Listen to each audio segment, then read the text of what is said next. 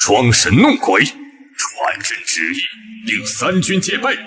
陛下息怒，此乃天降祥瑞，彰显陛下扫六合、并吞八荒之盖世功绩呀！使上天都在为陛下歌功颂德。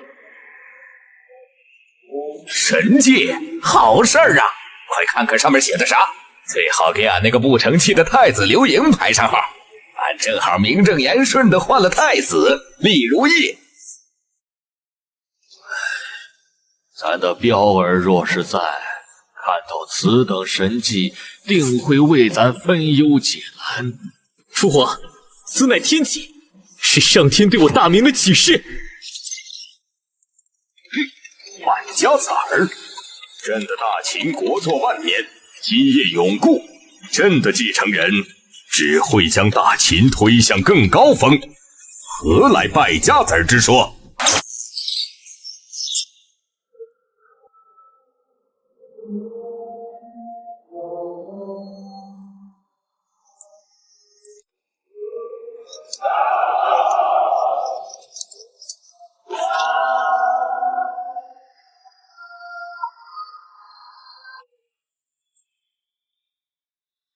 哈哈哈哈哈！看到没有？这便是朕，这便是朕为华夏万世开创的太平基业。朕当为千古一帝。恭喜陛下，贺喜陛下！陛下的功绩连上天都为之折服，特意降下金幕为陛下证明。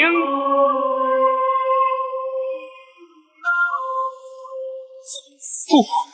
胡亥，秦二世，朕的继承人竟不是扶苏。始皇帝37年，东巡途中，嬴政病逝于沙丘平台。中车府令赵高联合丞相李斯，发动沙丘之变，矫诏赐死公子扶苏，拥立胡亥为帝。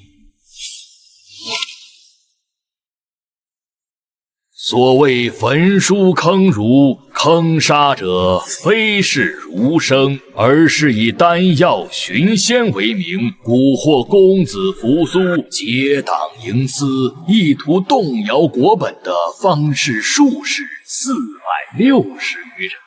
此辈奸佞，借扶苏之仁善，行复辟之阴谋。始皇帝为保长子不被蒙蔽，为大秦江山永固方行雷霆手段，清除其身边宵小。原来是这样，父皇杀人竟是为了保父皇，而我却因此与父皇离心离德，远赴上郡。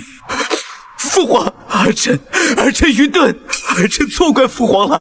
父皇为儿臣积深远，儿臣却以小人之心入君子之腹，儿臣有罪，请父皇降罪。起来，朕的皇儿，你之心性，朕岂能不知啊？仁善并非是错，错的是被奸人利用了你的仁善。父皇息怒，皇兄也是一时糊涂，如今知晓父皇苦心，是难有大秦之幸，父皇还请保重龙体啊！他们都看见了？不可能！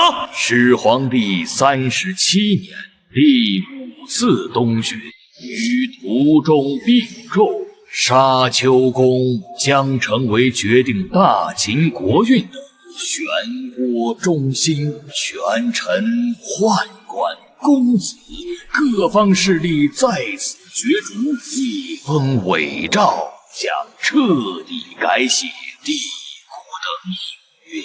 始皇帝病逝沙丘宫，大秦王朝灭亡，进入倒计时。哼，朕还没死。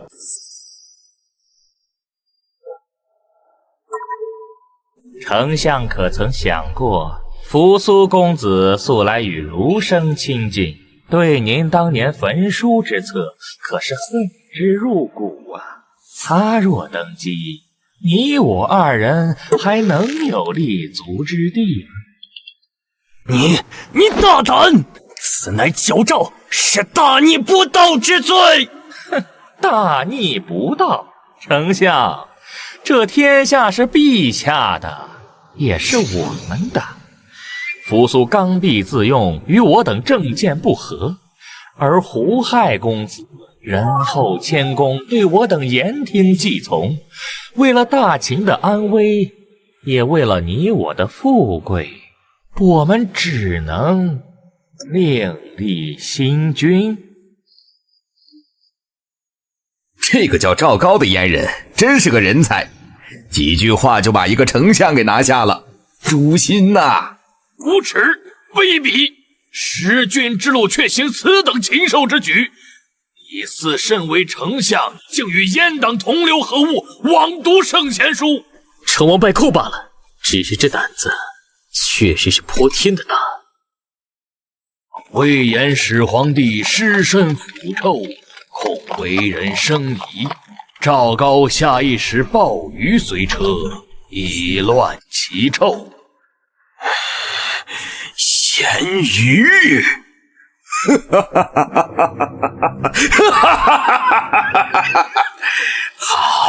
好一个赵高，好一个李斯，竟用咸鱼来羞辱朕的尸身！陛下，冤枉啊！陛下，这是诬陷，是天目在诬陷奴才呀！奴才对您忠心耿耿，日月可见。陛下，臣是一时糊涂啊，是赵高这天贼蛊惑了臣，求陛下明察，求陛下饶命啊！朕还没死，你们就敢合谋矫诏另立新君，就敢用这阿杂之物玷污朕的龙体，朕还没死啊！来人，把赵高、李斯这两个谋逆的奸贼给朕拿下，打入天牢，朕要亲自审问。陛下饶命！不是我，是胡亥，是18公子，是他想当皇帝，是他指使奴才的。陛下，假的诏书被送到了上郡。公子，此事蹊跷，陛下巡游在外，并未有任何不测的消息传来，为何会突然赐死你我2人？此诏书定然有诈。请公子三思，我们派人回咸阳核实真伪。父要子死，子不得不死。君要臣亡，臣不得不亡。父皇的命令，岂能还应？扶苏，住手！那是假的，是圈套！别犯傻，扶苏！扶苏，住手！那是假的，给朕住手！然上将军龙典以死相见，着其剑，公子迟疑，未及咸阳矫诏事败，此诏作废。胡亥秦2世登基之后，未绝后患，对其兄弟姐妹展开了一场惨无人道的屠戮。杀了，全都杀了！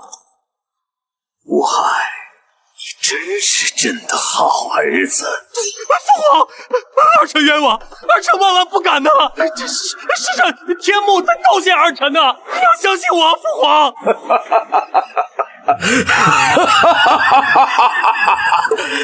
信你，朕信你，敢与赵高、李斯合谋，矫诏逼死你长兄。朕信你，敢用咸鱼羞辱朕的尸身。朕更信你，敢把你的兄弟姐妹全都活埋。朕今日告于天地，告于我大秦列祖列宗，将迎胡亥革除公子之位，贬为庶人，永世不得入咸阳。丞相大人，您这又是何苦呢？陛下，哦不，是新皇，他宅心仁厚，敢总得有人为之前的事儿负责，不是？因为大秦操劳一世，就再为新皇分一次银箓吧。赵高，这燕术是你陷害我！哈哈哈哈哈哈！我李斯辅佐陛下，扫平六合，何等功绩，却错信燕人，助纣为虐，诛害赵高，尔等豺狼当道，大秦必亡，大秦必亡啊！活该助纣为虐。李斯，你不是眼盲，你只是贪婪，这就是你选择的下场。二世暴政，民不聊生，庶族陈胜、吴广与大泽乡揭竿而起。王侯将相，应有种乎？前手，区前手，竟能说出这种话！父皇，扶苏，你也觉得他们是乱臣贼子吗？父皇，陈胜、吴广揭竿而起，固然是为叛逆，但他们为何而反？公子扶苏，你这是何意？难道还要为反贼张目不成？父皇可还记得儒家经典有云：民为贵，社稷次之，君为轻，谁能载舟，亦能覆舟。我大秦以法治国，严刑峻法，诚然是六国归一，天下初定。然则法术利刃，可斩敌，亦可升级。如今徭役繁重，赋税苛刻，百姓已不堪其重，徒不如书。一味镇压，恐怕只会激起更大的反抗。你的意思是朕错了？儿臣不敢说父皇错了，只是治大国如烹小鲜，刚柔并济，方为长久之道。严法为骨，仁政为肉，方能使我大秦江山万世永固。仁政。陛下，臣为您寻来一匹千里马，特来献给陛下。丞相，这明明是一头鹿啊！诸位大人，你们来说，此物是鹿还是马？是马，绝对是千里马。丞相说是马，那便是马。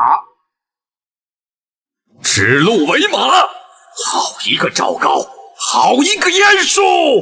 法度，法度！若掌法之人已无道，则法度变成了天下罪恶的凶器。朕明白了，朕终于明白了。扶苏，儿臣在。传朕旨意，朕之长子扶苏，宅心仁厚，聪慧贤明，深谙治国之本。即日起，立为大秦太子，入主东宫，辅佐监国。儿臣叩谢父皇。平身，令擢升博士官淳于越等人入朝议政，参与国事。朕要让天下人知道，我大秦既有雷霆手段，亦有菩萨心肠。天幕实时互动功能开启，支付1万两白银即可发送一条天道弹幕，历朝天子皆可得见。萧丞相，1万两银子发句话，让这秦始皇和后世的皇帝都看见，有点意思啊！朕的家底儿够不够发一条玩玩？刘邦就是你这个亭长出身的无赖，夺了朕的江山。多谢你那个好儿子胡亥呀！要不是他瞎折腾，朕还没那么容易建立大汉呢。庶子无赖，胆敢辱朕！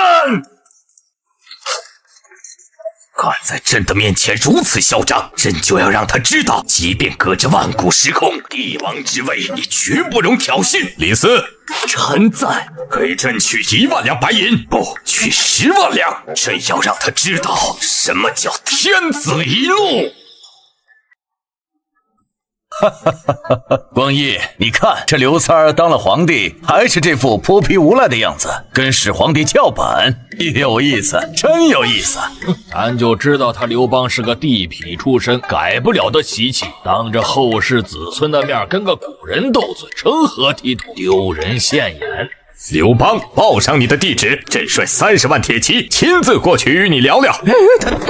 他这是什么意思？他不是死了吗？陛下，始皇帝生前便欲求长生，如今见得天幕，恐怕是真动了杀心。虽然时空相隔，但这威势……怎么不敢说了？你那点家底儿，够朕的铁蹄踩几回？误会，都是误会。嬴政老哥，你都做古了，咱就是开个玩笑，何必当真呢？散了。朕问你地址，听着，你的胆子呢？不敢应战，也配称高祖？还看什么看？把这破玩意儿给朕撤了，快撤了！盘点历朝败家子，下一位登场，大明王朝建文皇帝朱允文。什么？允文？咱的好圣孙，怎么会是败家子儿？朱允文，败家？难道说我的机会来了？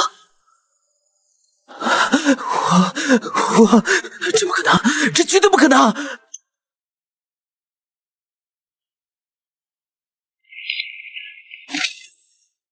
胡说八道！咱的允文自幼仁孝，熟读经史，怎会是败家子儿？这天幕妖言惑众，我爷爷没见，孙儿冤枉。孙儿自幼聆听你的教诲，铭记创业之间，怎敢败坏你亲手打下的江山啊！这一定是哪里弄错了。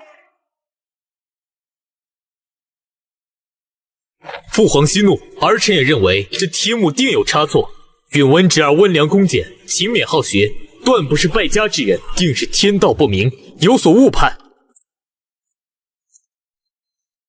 是啊，父皇，允文贤明在外，天下皆知，天幕此举实乃荒谬。请父皇勿要轻信这来历不明之物。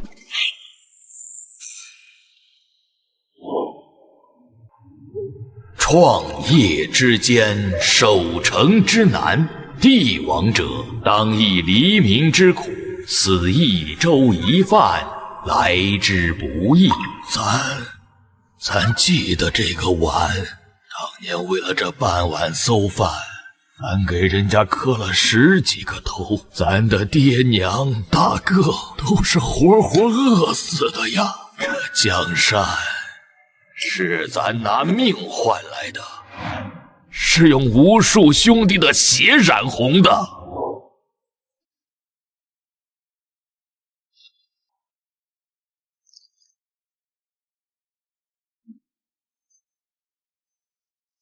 彪儿，咱的彪儿啊！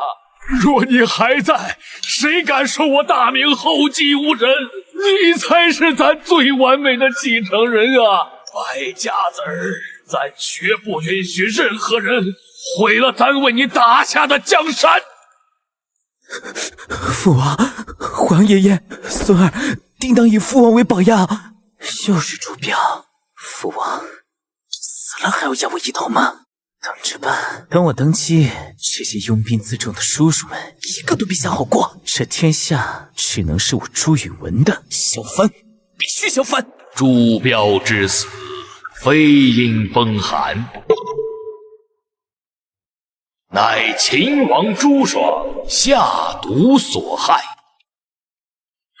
不是我，父皇，儿臣冤枉啊！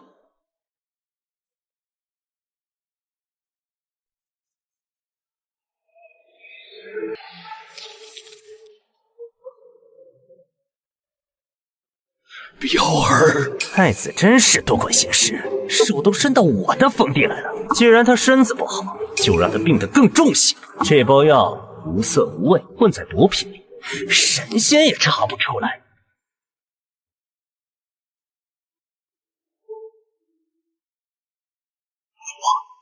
父皇饶命！这是污蔑，这只妖物在污蔑儿臣呐！儿臣怎么可能对大哥下此毒手啊？咱的彪儿是你害死的！住手！你这禽兽！那是大哥，是自小护着我们的大哥。你忘了你小时候闯祸是谁替你挨的本子吗？你忘了你出征前是谁亲自为你披上铠甲吗？畜生！你连畜生都不如！师弟，人呢？救我！来人，将这个孽畜给咱打入天牢！没有咱的旨意，任何人不得探视。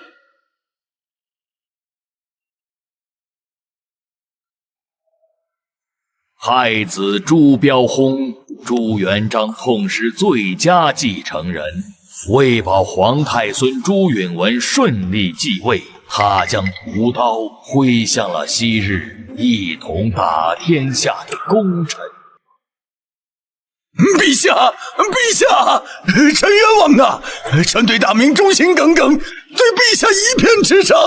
这天幕妖言惑众，您千万不能信呐！陛下，看在臣为您征战半生、九死一生的份上，看在臣从无二心的份上，饶了臣吧！蓝玉暗起，苏联15000人。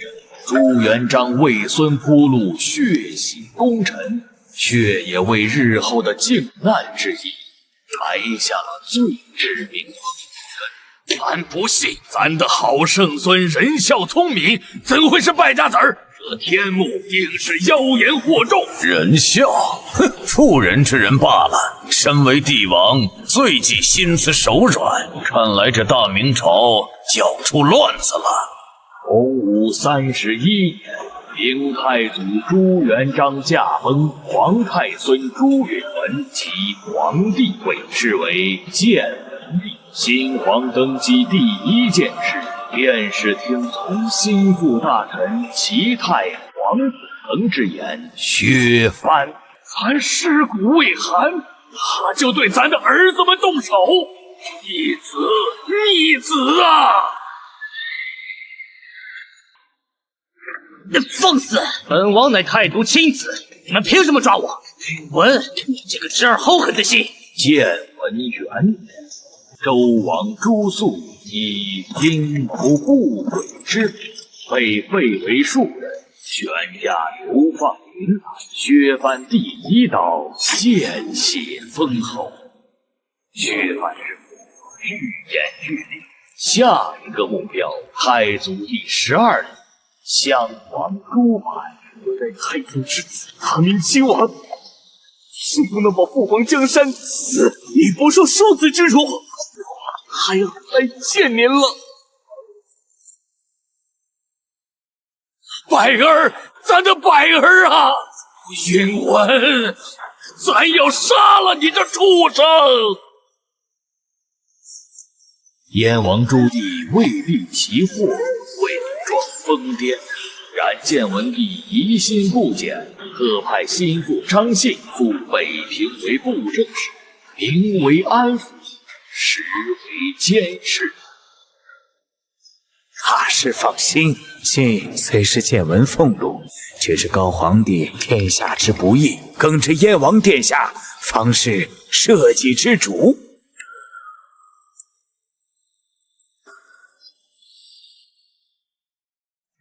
王爷，大事不好！何事惊慌？朝廷密旨已到，命北平都指挥使3日后兵围叶王府，拿您入京问罪。3日？他连3日都约到了吗？好侄儿，这是你逼我的！传我将令，清君侧，进湖南。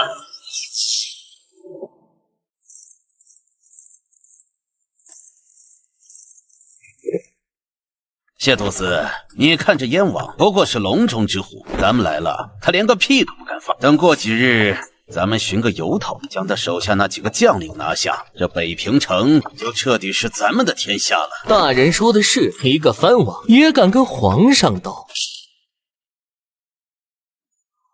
朱棣，你想造反吗？奉天靖难，诛杀奸臣。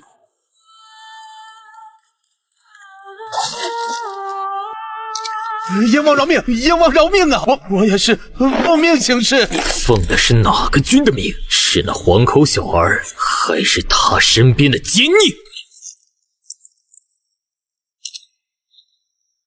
将军，不好了！燕王他反了，杀了张大人和谢都司，正朝这边杀过来了。燕王雄才大略，远胜见闻。如今他已动手，我若顽抗，不过是螳臂挡车。若能献城归附，这乃是从龙之功。传我命令，打开城门，迎接燕王。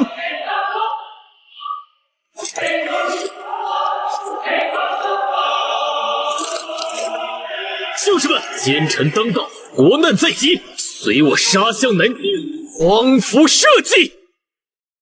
逆贼！逆贼！处理这个逆贼！他竟敢起兵造反！陛下息怒，臣万万没想到燕王竟如此胆大包天。陛下，当务之急是立刻发兵平叛，绝不让奸贼成事。太师轩，谁能替朕消灭此僚？耿炳文，老臣在。老将军，你是3朝元老，久经沙场，如今国难当头，朕命你为征虏大将军，率军13万北上平叛，务必将燕王那逆贼的人头给朕带回来。老臣领旨。传令下去，安营扎寨。燕军远来疲惫，我们以逸待劳，先探其虚实，不可冒进。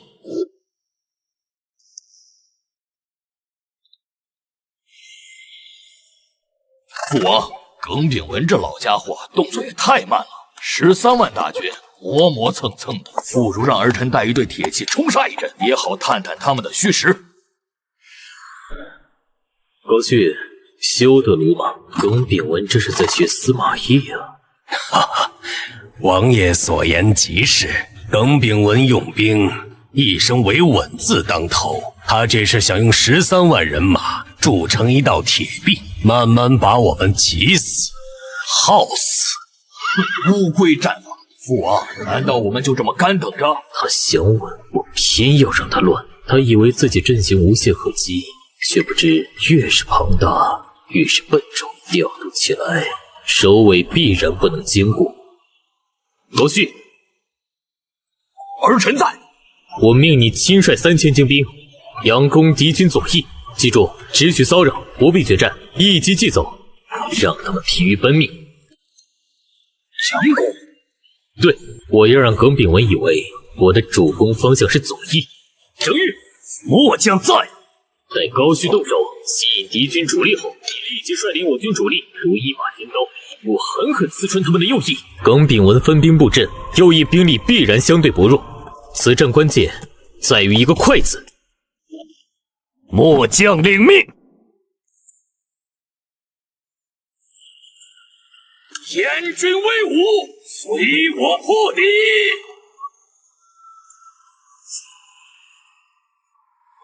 报，大将军，燕军主力猛攻我军左翼。徒弟果然还是按耐不住了。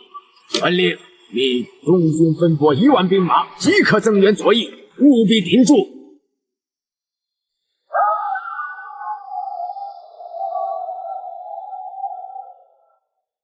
不好，中计了！快稳住阵脚！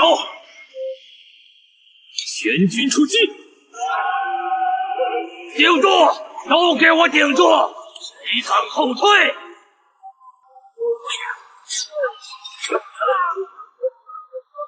哈哈哈哈哈！还有谁？废物！一群废物！13万大军，13万，竟被主力几万人打得丢盔弃甲。耿炳文这个老匹夫，他是怎么指挥的？朕看他是老糊涂了，临阵欠战，拥兵不前，朕要撤了他的职。陛下，临阵换帅乃兵家大忌呀！朕现在什么都顾不上了，只要派一个能打的去，一个能把主力脑袋给朕踢回来的人。李锦龙，臣在。朕愿意为征虏大将军，再给你增兵，凑足50万大军给朕北上。这一次，朕不要捷报，朕只要朱立的项上人头。你听清楚没有？臣臣遵旨，定为陛下荡平冤逆。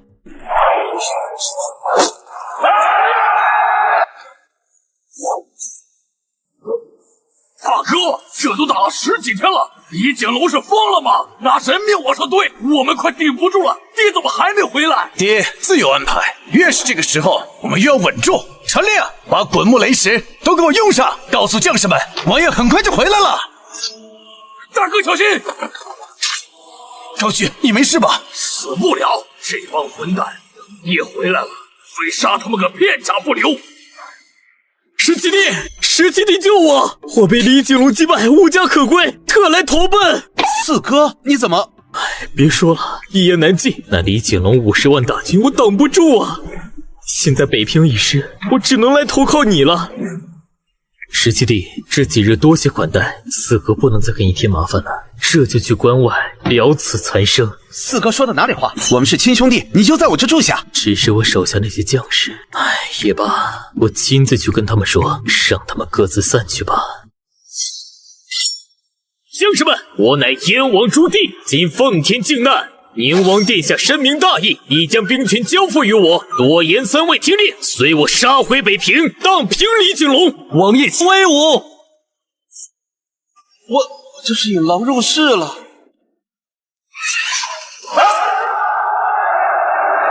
李景龙，拿命来！撤，快撤！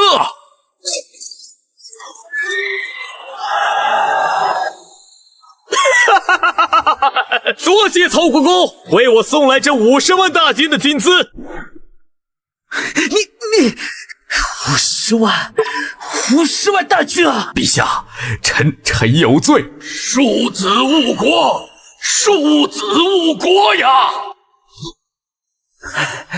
爱卿不必自责，胜败乃兵家常事。朕再给你增兵，朕就不信耗不死他朱棣。完了，大明要完了。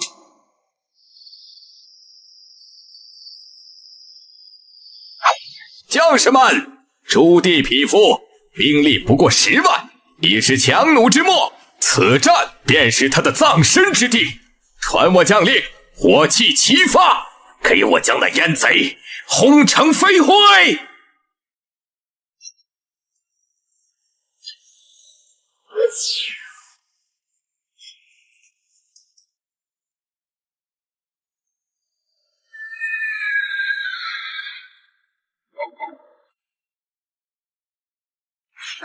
好，打得好，景龙干得漂亮，继续轰，不要停，把四叔和他的阉贼全都给朕轰成齑粉。60万对10万，优势在我。李景龙这个兔崽子，要是这样都打不赢，咱非亲手扒了他的皮不可。哎呦喂，这叫火器的玩意儿可真厉害呀！比咱那时候的弓箭强多了。看来这个燕王朱棣今天是要交代在这儿喽。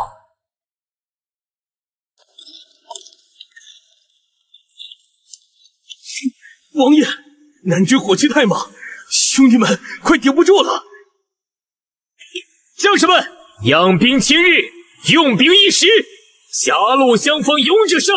今天我们已经没有退路，随我冲锋，不破敌阵，誓不回还！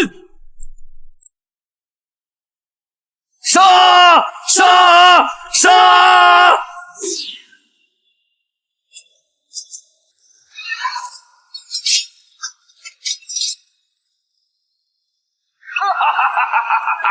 朱棣匹夫，你完了！给我上啊！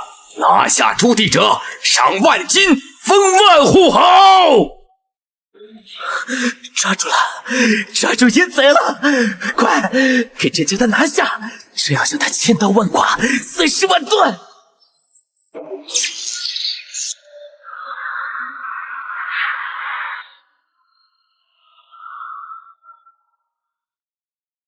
天助我也！李景龙帅旗已断，此乃天王南军之诏。燕军将士何在？随我杀！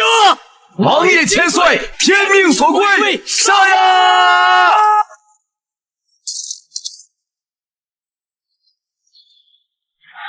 父亲，儿臣救驾来迟。好儿子，来得正好，传我将令，全军追击，一鼓作气，击溃南军。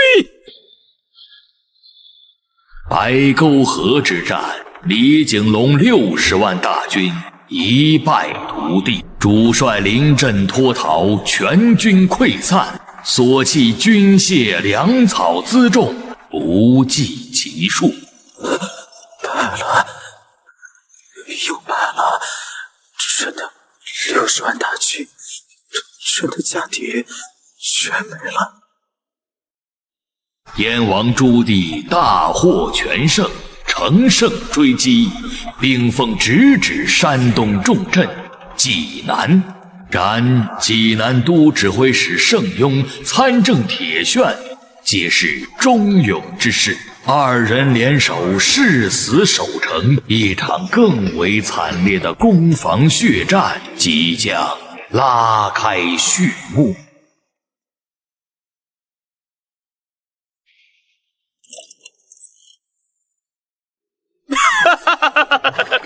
铁拳，你终于肯降了，本王还以为你的骨头有多硬。燕王殿下神威，济南军民实难抵挡，下官愿献城投降，只求王爷入城之后莫要伤害城中百姓。好说，只要你真心归降，本王绝不食言。为表诚意，下官特备薄酒，在城门楼上恭候王爷大驾，亲自为王爷献上降表印谢。王爷，提防有诈呀！他已是瓮中之鳖，还能翻出什么风浪？去，告诉他，本王这就来。恭迎燕王殿下。免了，降表呢？王爷，请看。住手！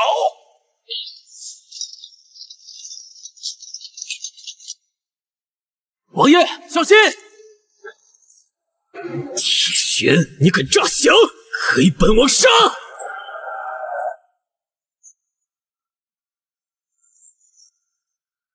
王爷不可，此炮威力巨大，一旦开炮，城墙必毁，但城内百姓也……本王不管，今日本王就要这济南城鸡犬不留！朱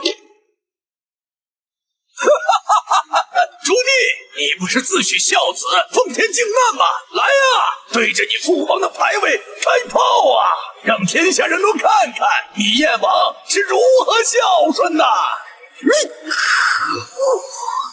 可恶之极！将士们，随我杀敌，保家卫国！撤！全军撤退！旨奏，传朕旨意，加封盛优为平野将军，铁铉为山东布政使，赏金100两，锦缎1000匹。朕要让天下人都知道，忠于朝廷就是这个下场。遵旨。虽说你不是战无不胜吗？现在轮到朕反击了。铁铉，盛优，此仇不报，我朱棣誓不为人。这一次南下是本王轻敌了，等我重整旗鼓，下一次整个大明都将为我颤抖。全军出击！放！不好，中计了，是车轮战！快，向两翼分开！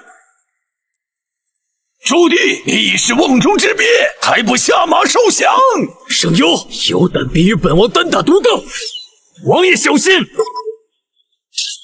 郑云，王爷，快走！我将不能再护您周全了。不！父王，快撤！再不走就来不及了。王爷留得青山在，不怕没柴烧，为张将军报仇啊！撤！穷寇莫追！朱棣经此一败，你的不败神话该破灭了。尚玉，是本王害了你，是本王。王爷，东城大败，我军元气大伤，士气低落，请王爷保重龙体，暂且退回北平，重整旗鼓，再图大业吧。请王爷退回北平。不，本王起兵为的是靖难清君侧，生欲为本王而死，无数将士血染沙场，此仇不报，本王有何面目退回北平？又有何面目去见他们？传我将令，三军休整，不破京师，本王绝不北返。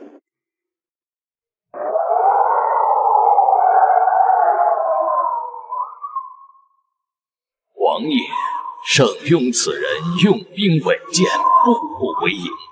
东昌一役，他已摸清我军战法，此战必是苦战。稳健，不过是仗着人多势众罢了。本王若非为救郑宇心切，岂会中他拳头？此仇此恨，本王皆在夹河尽数奉还。父王，儿臣要为先锋，定要凿穿圣庸的乌龟阵，为张将军报仇。王爷，圣庸拥兵数十万，我军新败，兵力不足其30%，强攻恐怕……邱将军所虑甚是，强攻不可，但可智取。贫僧夜观天象，此地近日必有大风，季风自东北而来。先生的意思是，王爷可将主力陈兵于夹河东北角，待开战之日，我军顺风而击，敌军逆风而战。届时飞沙走石，必令其军心动摇，阵脚自乱。先生，这风向之事，岂能如此？万一风不来，我军岂不陷入被动？不必多言，本王信先生，就按先生所言，于东北列阵。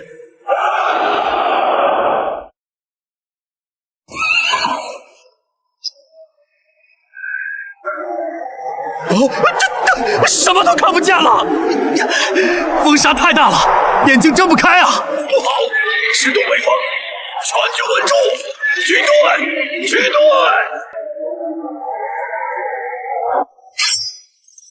天助我也！张玉在天有灵，全军将士随本王杀！啊！为张将军报仇！杀！圣庸，拿命来！又是大风，为何连老天都帮着这反贼？将军，顶不住了，燕军攻势太猛，我军阵脚也乱，快撤吧！撤！向后撤30里，重整阵型！父王，我们赢了！我们赢了！传令，追击！务必扩大战果，一雪前耻！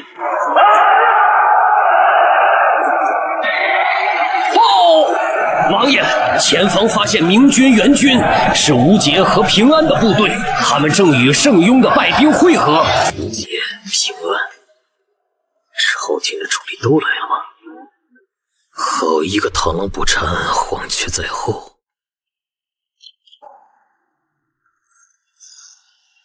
敌军势大，我军已显疲态。这一仗，高旭，慌什么？东北风又要起了！将士们，吾今日再向天借一次大风，助我大燕荡平此辽！怎么可能？怎么又起风了？又是东北风，又是东北风！天要亡我！天要亡我！天命在我，全军听令，分3路，随鼓冲锋。稳住，稳住阵脚！副箭手，放箭！撤！快撤！顶不住了！追！黑骨杀，一个不留！王爷，此战大捷，山东、河北多地官员听闻我军神威，已望风而降啊！是啊，王爷，现行暗主力溃，朝廷在北方再无可用之兵，我等可趁势进取，山东、河北全线覆亡。儿臣也以为当稳扎稳打，先将北方彻底变为我军后方，再图南下。不，逐城争夺，费时耗力。如今朝廷精锐丧失，京城空虚，正是直捣黄龙的最好时机。传孤王令，全军休整3日，放弃攻城，绕开济南，全军南下。吾要直取应天府，告诉那位皇上的侄儿，他的私塾要回来了。愿随王爷直捣应天。欲问这天下究竟是谁的，很快就要分晓了。王爷，藁城一战，我军虽胜，但自身伤亡也不小。山东的平安，济南的铁铉，依旧是心腹大患。若我们继续与他们再次纠缠，恐怕粮草难以为继。父王，依儿臣看，就该集中兵力再攻济南。只要拿下此城，山东可定，我军便再无后顾之忧。不，我们不打济南，也不打徐州。那我们打哪儿？我们直取应天。王爷，我们不可，此举太过冒险。我军与应天府之间隔着数百里坚城重镇，更有朝廷大军层层设防。我们这点兵力孤军深入，无异于自投罗网啊！父王三思，这简直是把我军置于死地。置于死地而后生，你们以为我们还有退路吗？借闻小儿调集天下兵马围剿我们，打到现在，我们看似胜多败少，但兵力钱粮哪一样比得过朝廷？再这么耗下去，不等他们自己打，我们自己就先垮了。如今朝廷的精锐都被我们牵制在了山东河北一线，应天府此时必然空虚，正是我们千载难逢的机会。以精锐起兵，绕过京城，千里奔袭，如一把尖刀，直插敌之心脏。什么？顺利绕过了济南？他率领骑兵伸向南极池，他想干什么？陛下，臣请命率军北上，于淮河一线迎击燕逆。好，臣就命你为正路大将军，总领诸军，即刻出发，务必将朱棣拦在应天府之外。臣遵旨，定不负陛下所托。姐夫，终究还是要在战场上兵戎相见。为了大明江山，为了陛下，我绝不会手下留情。李逼，给你3000精兵，从这里，无论如何给本王撕开一刀口子。王爷放心，末将就是拼了这条命，也要为大军杀出一条血路。放箭！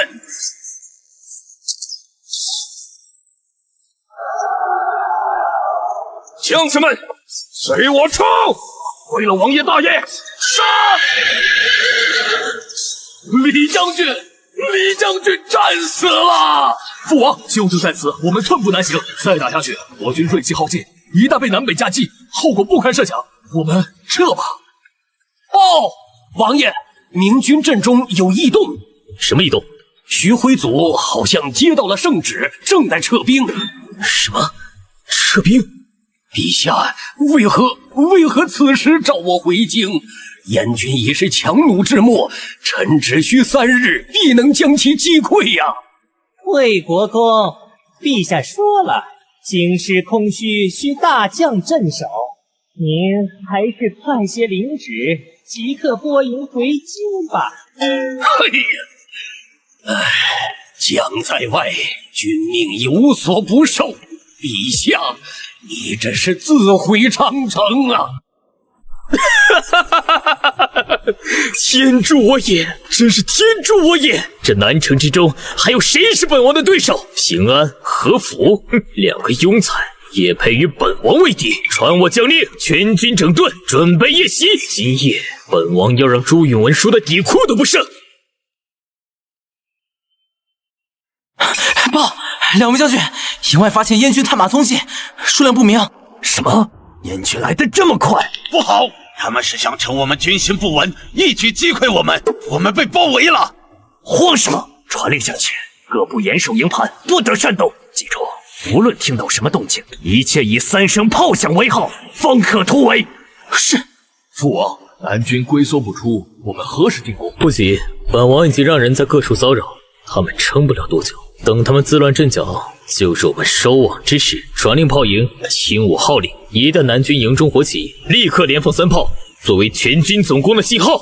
邢安将军，不能再等了，再等下去，不等燕军攻进来，我们自己就先乱了。罢了，既然如此，那就提前突围。传令，放炮！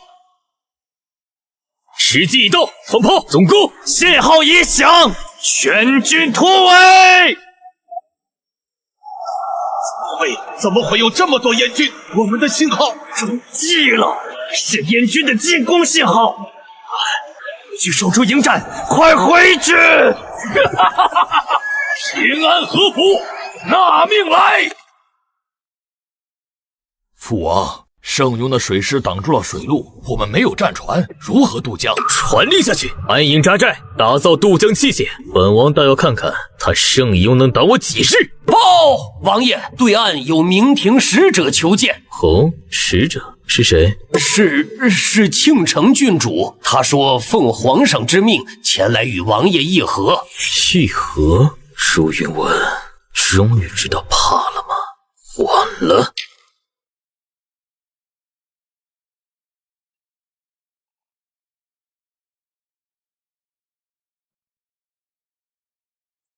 实未拜见四叔。议和？好一个议和！朱允文让你来的？皇上念及叔侄之情，不愿再见生灵涂炭，特命侄女前来，愿与四叔划江而治，共享太平。划江而治？当初本王退守北平，只求自保之时，他朱允文可曾念过半点叔侄之情？他许我藩位，杀我护卫，逼得我九死一生，何曾想过太平？四叔，此一时彼一时。没错，此一时彼一时。现在是本王兵临城下，长江天险也拦不住我。回去告诉朱允文，想要议和，让他亲自来到长江边上，跪在本王面前谈。报！王爷，高阳王殿下率领1万精骑已抵达。父王，儿臣奉命前来支援。好，好，我儿来的正是时候，天助我也！传令，邱福，你率3万兵马，在此处大张旗鼓，打造渡江器械，佯装强渡，给本王死死拖住圣雍的主力。末将遵命。高旭，你带1万生力军，随本王轻装简行，沿江上行30里，从采石矶偷渡。今夜子时，本王要你亲自带兵出现在圣雍的背后。儿臣明白，定不负父王所托。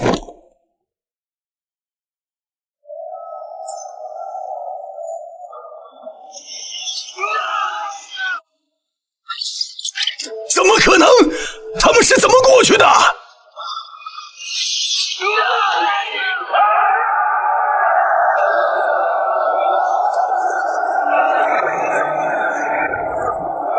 天要亡我大明啊！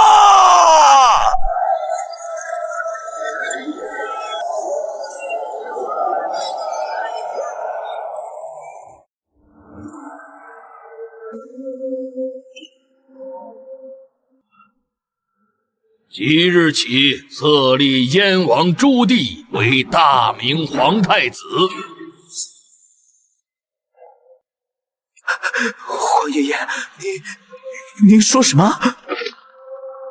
咱说废你皇太孙之位。允文，你心性仁厚，却优柔寡断，非帝王之才。若有你即位，靖难之祸必将重演，我大明江山将毁于一旦。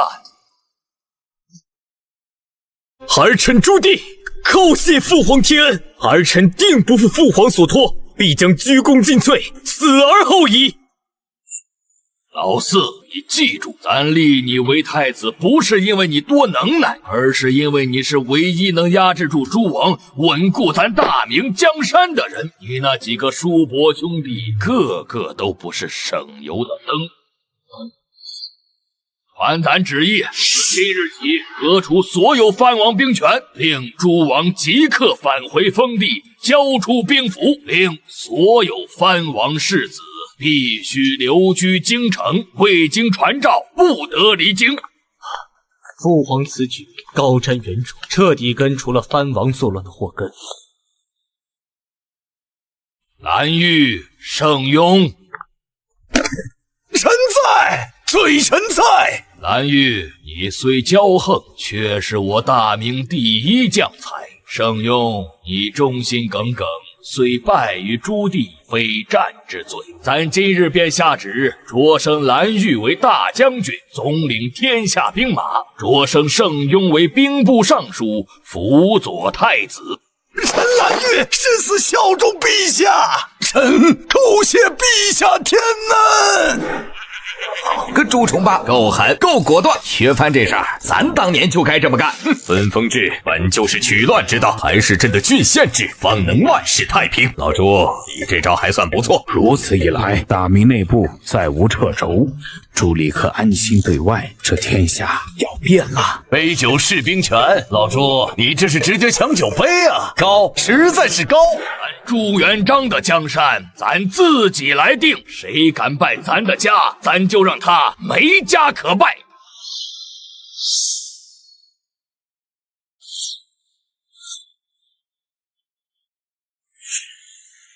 父皇母后，这不可能啊！儿臣一向恭谨节俭，爱民如子，怎么会是败家子呢？这天幕一定是搞错了。二弟，这天幕能预知未来，怕是假不了。你平日里装的倒是辛苦，没想到还是露馅。大哥，你休要血口喷人！父皇明鉴，儿臣对大隋的忠心日月可表啊！杨广，开皇盛世，国力之强，亘古罕见。天下粮仓所积之粟，可供天下50年之用。东西二京钱帛之富，腐贯滥藏，不可胜计。朕北击匈奴，几乎耗空国库，这大隋竟负数至此。贞观之初，关中大旱，斗米千钱，开皇盛世竟有如此积蓄。杨坚，你确实了得。哼，咱辛辛苦苦攒下的家底儿，要是给个败家子儿，非得气得从棺材里爬出来。老杨，你可得看仔细了。哼，朕的开皇之治自是千古楷模，有如此家底，我大隋何愁不能万世永昌？广儿，你起来吧，或许这天幕真有误会。我大隋有如此基业，岂是能轻易败掉的？多谢父皇信任，儿臣定不负父皇厚望。晋王杨广素有贤名，不好声色，礼贤下士，躬行节俭，天下称之。陛下，你看，广儿一向如此节俭自律，怎可能是那败家之人？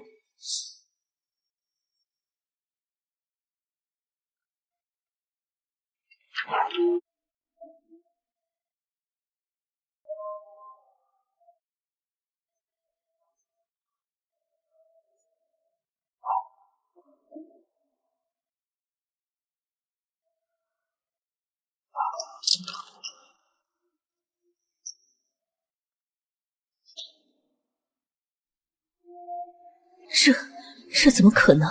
广儿他一直在骗我。不是的，母后，这是污蔑，是太子，一定是太子杨勇在背后搞鬼，制造了这些虚假的影像来陷害儿臣呐！杨广，休要含血喷人，这天幕乃神迹，岂是我一介凡人能够操控的？你自己表里不一，心机深沉，如今真相大白，竟然就反咬一口。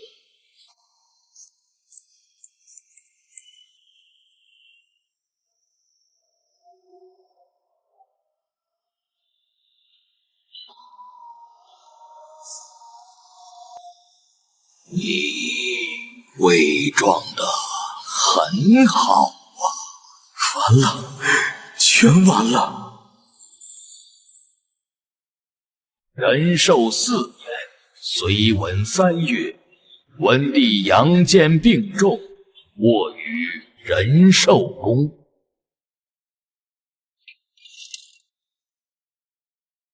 速速将此信交给杨仆爷，记住，要快。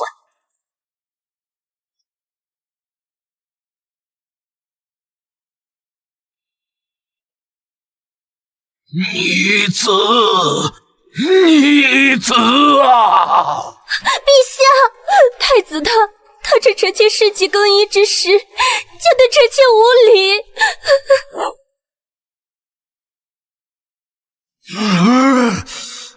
畜生，何其无礼！速速传召我儿杨勇，立刻！朕要废了这个畜生，复立杨勇为太子。父皇，原来是想再立儿臣。不，父皇知道了，他全都知道了。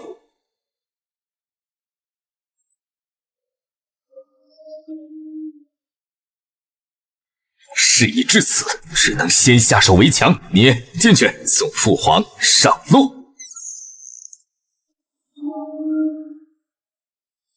杨素，你好大的胆子！臣罪该万死，臣一时糊涂，受了靖王蒙蔽，陛下饶命啊！你竟然弑父！为了皇位，你连自己的亲生父亲都杀，我怎么会生出你这样的孽障？哼，好一个贤王，好一个朕的好儿子，伪装节俭，构陷兄长，如今还要弑父夺位，来人，将这个弑父杀君的逆贼给朕拿下！父皇，儿臣没有，儿臣冤枉啊！是杨素，他陷害我。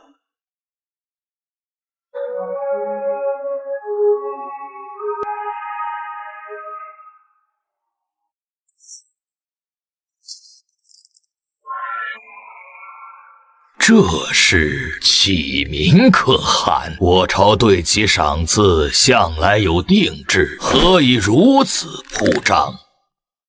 陛下，启明可汗心腹赏赐过重，恐其骄纵于国无益，且府库空虚，如此厚赏，实非社稷之福啊！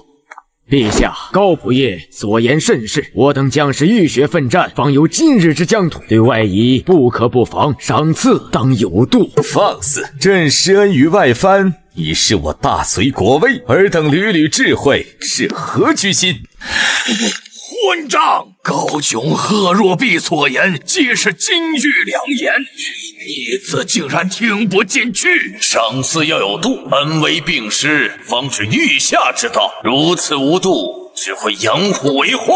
水能载舟，亦能覆舟。高炯、贺若弼皆是国之栋梁，如此对待忠臣，朕心痛之。这败家子儿，俺要是有这种儿子，非扒了他的皮不可。好好的家底儿都让他败光了。高炯、贺若弼、宇文弼等人妄议朝政，离间君臣，图谋不轨，赐死！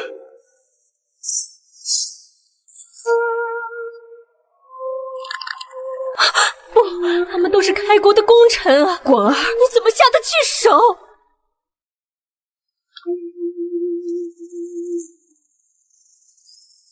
宇文弼被杀前，伏心叹曰：“吾死必然，但恨不得见太平耳。萧从无罪受牵连，忧郁而死。自此，朝堂之上，功臣宿将屠戮殆尽，人人自危，余宁之风大盛。我的大隋，我的江山呀！镇住长城以御外敌，你却自毁长城，蠢货，大蠢货！我没有，朕没有。你这个逆子，败家子！陛下保重龙体啊！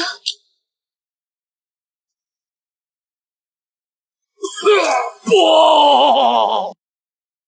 大业元年，隋炀帝杨广征发河南、淮北诸郡民夫多达100万，开凿通济渠。苛政猛于虎，如此徭役，与秦之暴政何异？民为邦本，本固邦宁，他这是在掘自己江山的根基。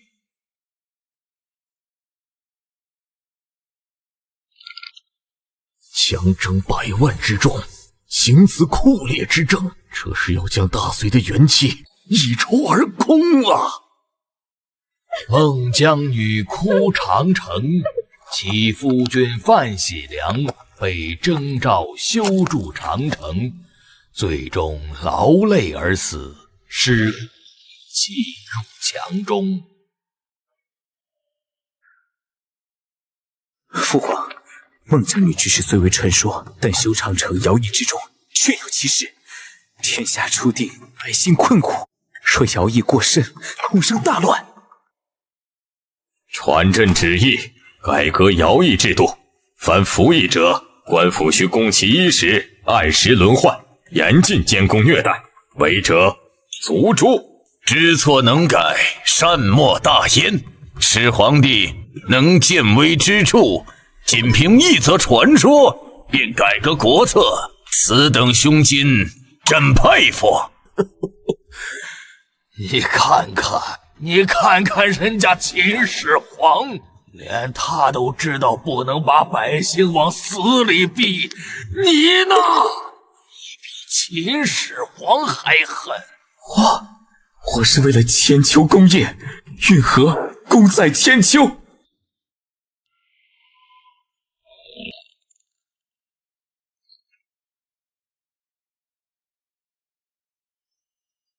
败家子儿，狗东西！老百姓都快死绝了，他还有心思享乐？老子恨不得现在就过去，把他从那破船上踹下去喂鱼！广儿，那是你吗？你怎么会变成这个样子？不，那不是我，不是我！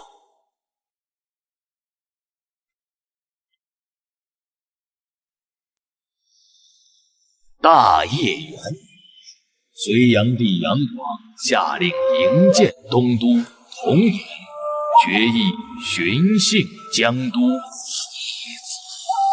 逆子，你看看，你这船队绵延多少里，你带了多少人？国库的钱就是让你这么糟蹋的。父皇，儿臣只是想巡视江南，宣扬我大隋国威。国威？带着几十万张嘴去吃空地方府库，这就是你的国威？此次巡游，炀帝、皇后、王公百官、后宫嫔妃、僧尼道士等随行。皇后请看，这千里运河如巨龙横卧，待朕巡游归来，再发100万大军，踏平高句丽，朕之功绩必将超越父皇，超越秦皇汉武。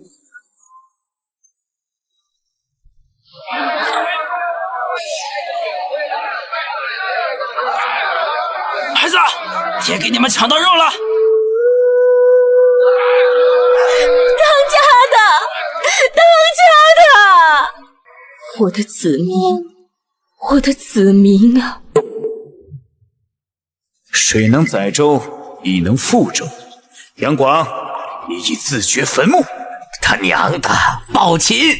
这比暴秦还他娘的狠呐！老子当年反秦都没见过这么糟践老百姓的。这小子不死，天理难容。奢靡至此，民怨沸腾。隋朝之亡，非战之罪，实乃自取灭亡。你告诉朕，你这样做和桀纣有何区别？啊！父皇，我错了，儿臣真的错了，儿臣再也不敢了。父皇饶命啊！我没有你这样的儿子。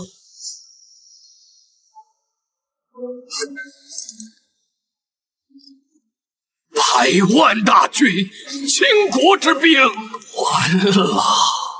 亡国之兆，大隋要亡了！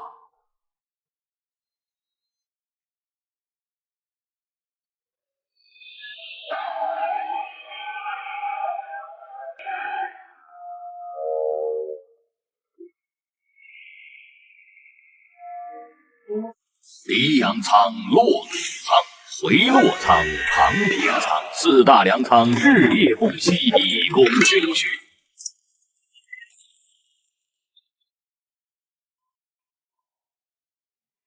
看，这就是你征兵的代价！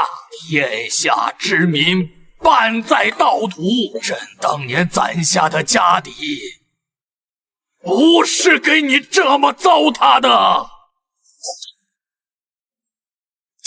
朕当年打匈奴，动员规模已是空前，但与此相比，亦是小巫见大巫。这阳光，好大的手笔，只是苦了百姓。咱最看不得这个，这些民妇哪个不是爹生娘养的？为了他皇帝一人的功业，就要榨干天下的血，该杀！如此国力，竟能动员100万之众，后世国力竟强盛至此。只是如此动员，与朕修长城、筑驰道何异？皆是民怨之源。将士们，朕将与尔等一同亲征辽东，踏平高句丽，扬我大隋天威！万岁！万岁！万岁！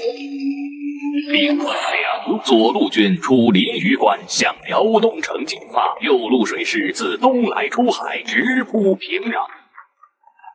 诸将听令，大军所到之处，所有军事行动必须先上报于朕，待朕下旨，方可行动。陛下，战场之上瞬息万变，若失事，皆等圣才，恐错失战机呀！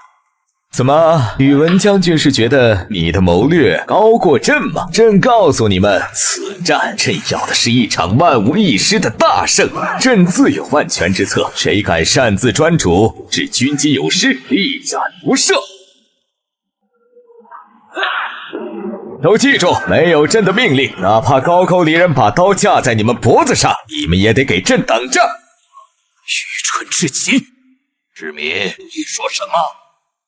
圣上，孙儿是说，心目中的杨广如此军力，简直是自负手脚，100万大军精锐尽处，却要受一人之牵制。不许将领随机应变，只是兵家大小，胜负未分，也自如百相。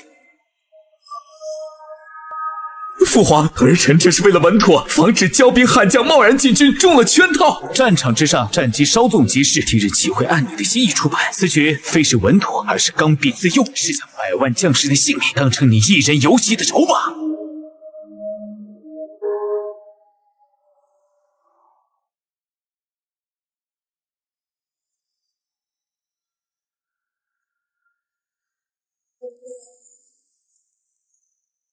陛下，辽东城内守军已是强弩之末，我军士气正盛，请陛下下令，即刻发动总攻，我将跃为先锋，3日之内必破此城。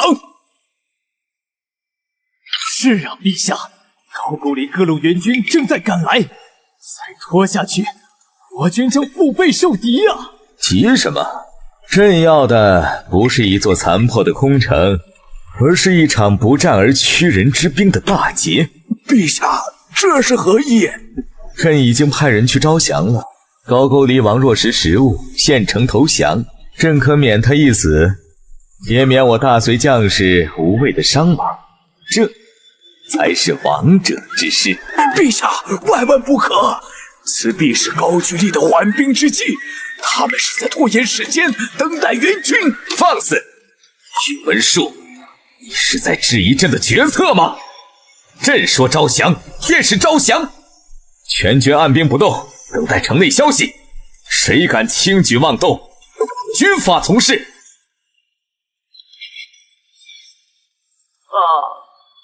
蠢货，彻头彻尾的蠢货！将在外，军命有所不受，而他倒好，身为君主亲临前线，却自负手脚，将战旗拱手让人。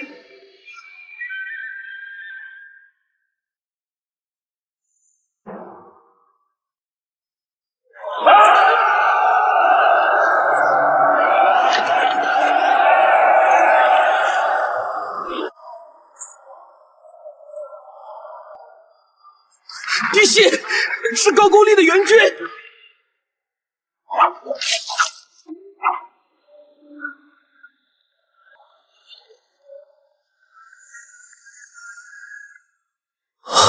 怎么回事？高句丽人不是要投降吗？他们怎么敢？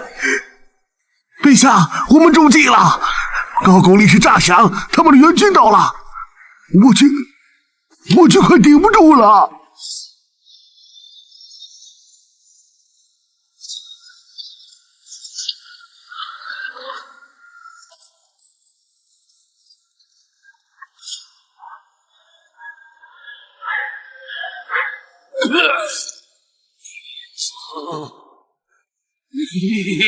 逆子啊！我大隋的基业，我大隋的将士。陛下保住龙体啊！败了，怎么会败了？朕的万全之策，你的万全之策，就是葬送100万将士的性命，动摇我大隋的国本吗？此一战，非朕之罪，实乃你一人之过。不，朕没有错，是他们太狡猾。朕要再打，朕一定要踏平高句丽。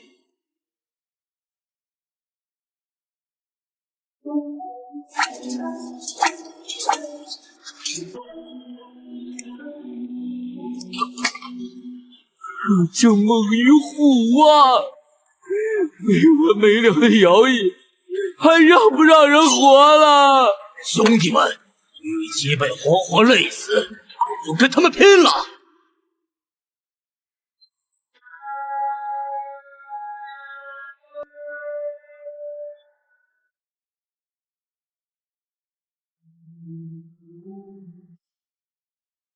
陛下，各地奏报，延吉强征民夫，搜刮粮草，以致民怨四起，盗匪丛生。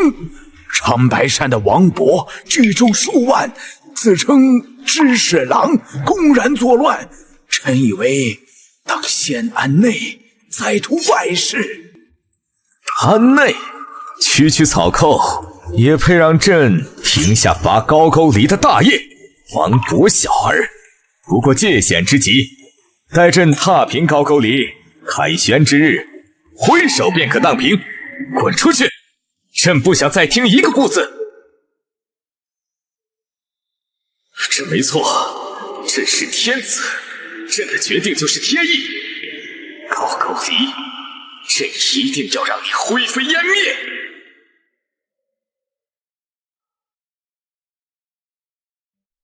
昏君无道，致使生灵涂炭，恶殍遍野。如今他竟还要2次东征，这是要将我大隋的根基彻底挖空了。主公，天下苦杨广久矣，如今他主力尽在辽东，中原空虚，正是我们起事的天赐良机。我父杨素为大隋鞠躬尽瘁，我杨氏一门深受国恩，起兵乃是谋逆大罪。主公，此非谋逆，乃是顺天应人。您看这天下还有几人把杨广当作君父？我们起兵是为了拯救这万千黎民，是为了保住太上皇留下的江山社稷。只反昏君，不反大隋。好，传我将令，以清君侧为名，诛讨昏君杨广。乡亲们，暴君杨广耗尽民力，穷兵黩武，致使天下大乱，民不聊生。今日我杨玄感替天行道，起兵伐罪，开仓放粮。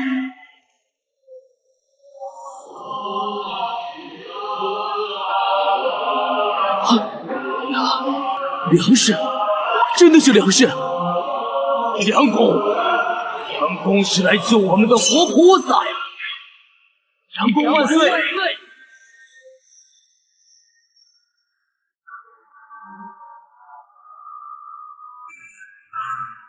礼部尚书杨玄感在雷阳起兵谋反，他攻占了雷阳仓，开仓放粮，聚众10万，这向都督洛阳杀去。什么？杨玄感？他怎么敢？他怎么敢？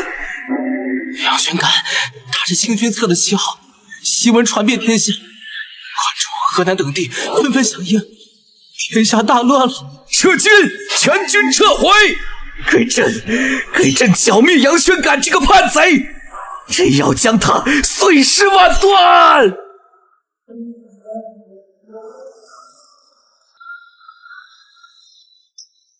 主公，大事不好！宇文述派兵绕后，烧了我们的粮草，全都烧光了。粮草没了，没粮食了，我们被包围了。传我将令，全军向西突围，杀出去！杨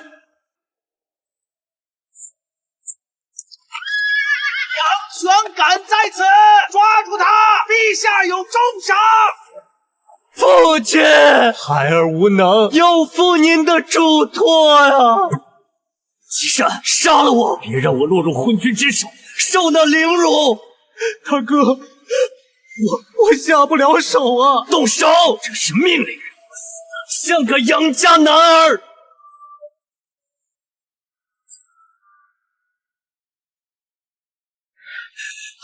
好！宇文爱卿来护爱卿，评判有功，赏重有赏。谢陛下。传朕旨意，杨玄感一党，上至宗亲，下至走卒，凡参与者一个不留。陛下，要是德育慎重，牵连者数万，若金属诛杀，恐动摇国本呐！动摇国本？他们谋反的时候怎么没想过国本？朕就是要杀到天下，再无人敢反朕！给朕将杨玄感全族以及所有附逆者统统车裂、凌迟、灭门，株连九族！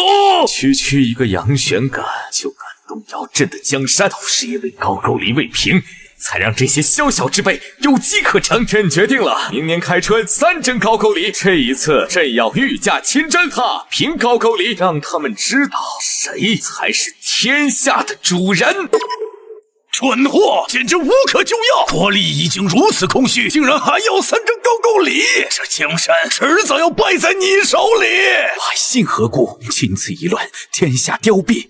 朕该休生养息，他却一意孤行，只是要把大隋最后一点元气都榨干呐！这败家子，咱要是他爹，得亲手扒了他的皮。江山社稷在他眼里，还不如一场远征的虚名。大隋亡国不远了。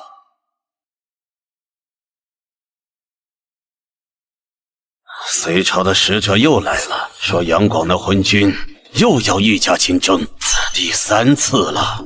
皇上，我国国力也已耗尽，百姓流离失所，府库空虚。若是再战，恐怕不等隋军攻破，我们自己就先崩溃了。皇上，臣以为此时不可再与隋军硬拼，杨广3番2次远征，这隋朝国内早已民怨沸腾，国力空虚。他这次亲征不过是强弩之末，为的只是一个面子。爱卿有何高见？我们可以遣使请降，杨广好大喜功，必然会接受我们的投降，以彰显其天朝威仪。只要他肯班师回朝，我们便可以获得喘息之机。至于这投降是真是假，日后再说。就依爱卿所言，为了高句丽的子民，寡人就受一次这投降的屈辱吧。外臣叩见天朝大皇帝，我王已深知罪孽，愿举国投降，岁岁来朝，永为藩属。恳请陛下天恩浩荡，罢兵休战，饶恕我高句丽百姓。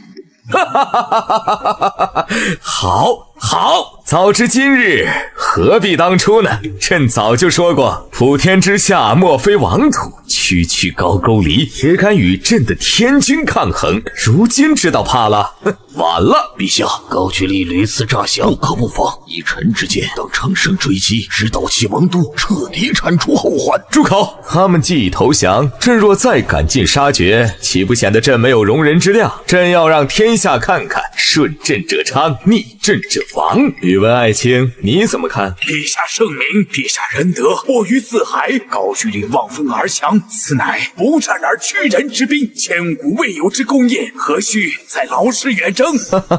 说得好，传朕旨意，接受高句丽投降，全军整备回朝班师。朕要回洛阳，接受万国来贺。诈降之计，3岁小儿都能看穿，他竟欣然接受，还自以为功盖千古，愚不可及。3次征辽，耗尽国库，死伤百万，最终却只换来一纸虚假的降书。隋朝的根基算是被他彻底挖空吧。他不是不知道是诈降，只是他已经打不下去了，只能借着这个台阶灰溜溜的滚回去，再对天下人吹嘘自己的大胜。可笑，可悲。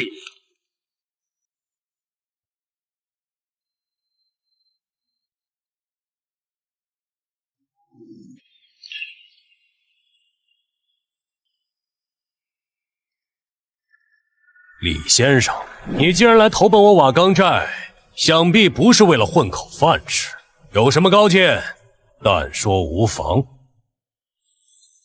翟大龙头，如今山东大旱，民不聊生，而昏君杨广却仍在江都享乐，不问政事，此乃天赐良机。先生的意思是，咱们该趁机干一票大的？正是，但不是干一票，而是要干一件惊天动地的大事，一件足以动摇大隋国本的大事。哦，先生请讲。黎阳仓，此乃朝廷储粮重地，粮草堆积如山，足够100万大军1年之用。而镇守黎阳仓的赵王杨庆懦弱无能，我们若能一举拿下黎阳仓，开仓放粮，赈济灾民，届时四方百姓必将丹食湖江，以遗王室。好，说得好！他娘的杨广不给百姓活路，咱们就自己给自己找活路，就干他娘的黎阳仓！寨上有勇无谋，正是我夺取瓦岗寨大权的好机会。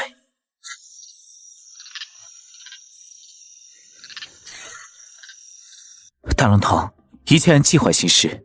臣、秦2位将军也在侧翼埋伏，只等仓内火起，便可截断援军。哈哈哈！先生放心，今夜定要让那杨庆小儿人头落地。馊水了，快救火呀！弟兄们，给我杀！拿下黎阳仓，粮食美女都是我们的。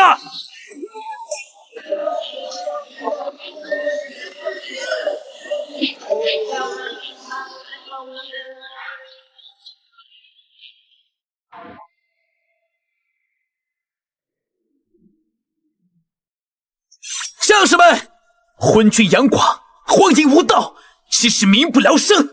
今日我们就要攻下东都，取而代之，杀进洛阳，建立不世功业。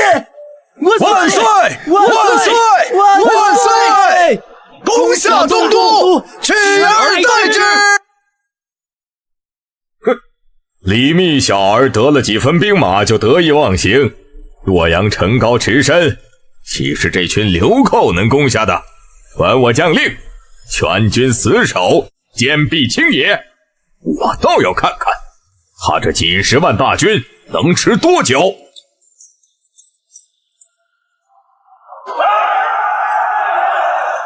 王世充果然是块难砍的硬骨头，后行若不能速下，或许粮草消耗巨大，军心必将动摇，必须想个办法才行。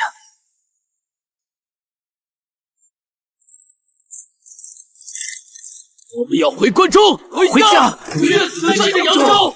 将士们思想心切，怨气已达顶点。昏君沉迷酒色，不顾我等死活。今日若不反，我等皆要客死异乡。兄弟们，昏君无道，天下大乱，我等不能再为他卖命。今日便清君侧，诛杀奸佞，拥立新主，带大家回关中老家。杀！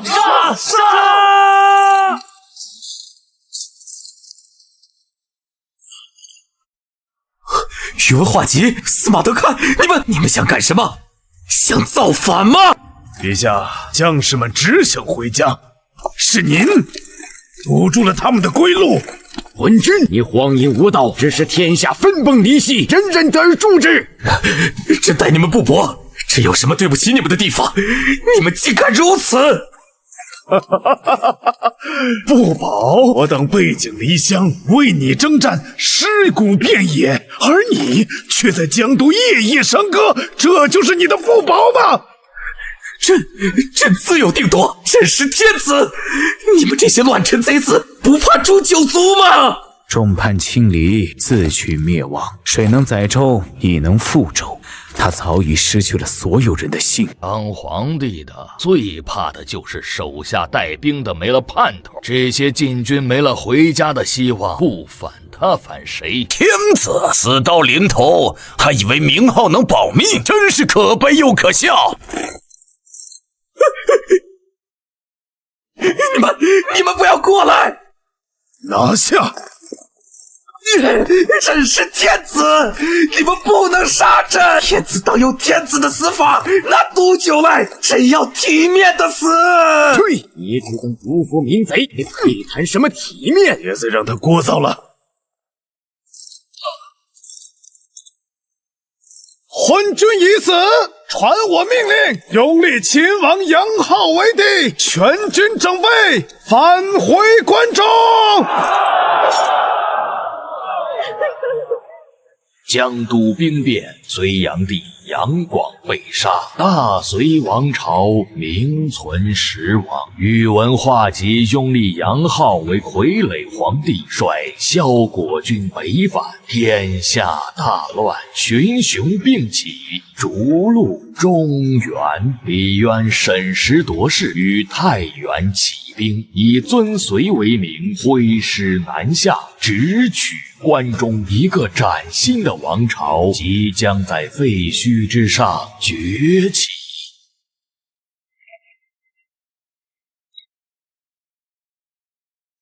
父亲，宇文化及弑君，天下震动。如今正是我们起兵的大好时机。大哥说的是，天下无主，群雄并起。我等若再迟疑，恐怕就要错失先机。时机确已成熟，但时机二字不仅在于何时而动，更在于以何名而动。父亲的意思是，宇文化及弑君自立，乃魔贼也。我等乃大隋臣子，食隋禄，受隋土，岂能与此等乱臣贼子为伍？传我将令，我军上下皆着缟素，为炀帝发丧。不错，我等起兵，非为谋反，乃为清君侧，诛国贼，高举义旗，废昏立明，拥立留守长安的代王杨佑为帝，匡扶大隋社稷，如此方能得道多助，顺天应人。父亲深谋远虑，孩儿佩服。传令三军开城门，向关中进发。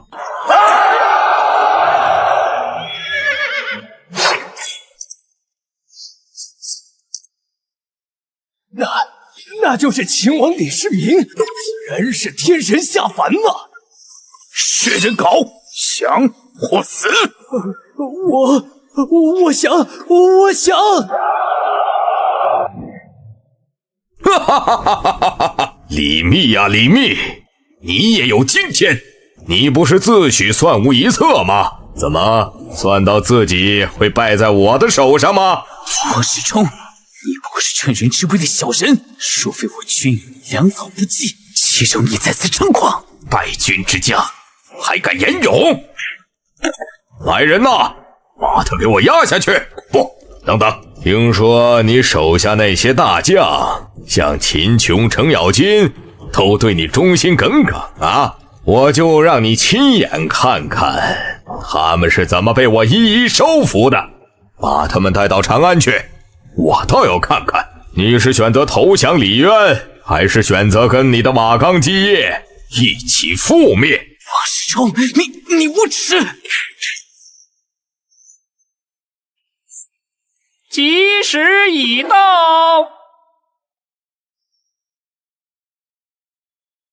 自今日起，国号唐，改元武德，大赦天下。吾皇万岁！万岁！万岁！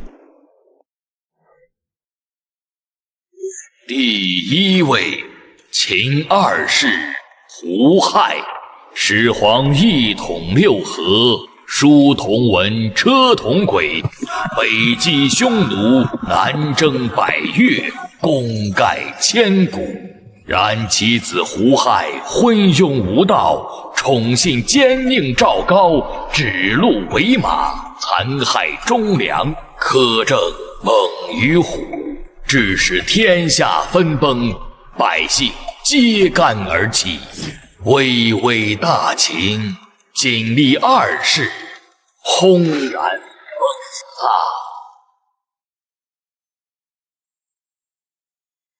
扶苏，天目所言，你以为如何呀？父皇，儿臣以为严刑峻法可治乱世，却非安天下之长久之计。当务之急，应休养生息，轻徭薄赋，与民休息，方能使我大秦江山万世有故。李斯，传朕旨意，召集廷议，重议国策。朕要这大秦江山千秋万代传下去，朕绝不能成为后世口中的笑柄。第二位，建文帝朱允文，太祖朱元璋驱逐鞑虏，恢复中华，呕心沥血为子孙铺平道路。然其孙朱允文急于削藩，手段粗糙，逼反镇守北平的燕王朱棣，最终引发靖难之役，皇位易主，不知所踪，大明江山险些毁于一旦。咱辛辛苦苦打下的江山，这不成器的孙子就这么给弄丢了，还逼反了老四，这个蠢货！传旨，立刻召集詹事府官员，给咱重新商议宗藩之治，必须给这帮藩王套上龙套，但也不能把他们逼急了。咱的江山不能出一点岔子。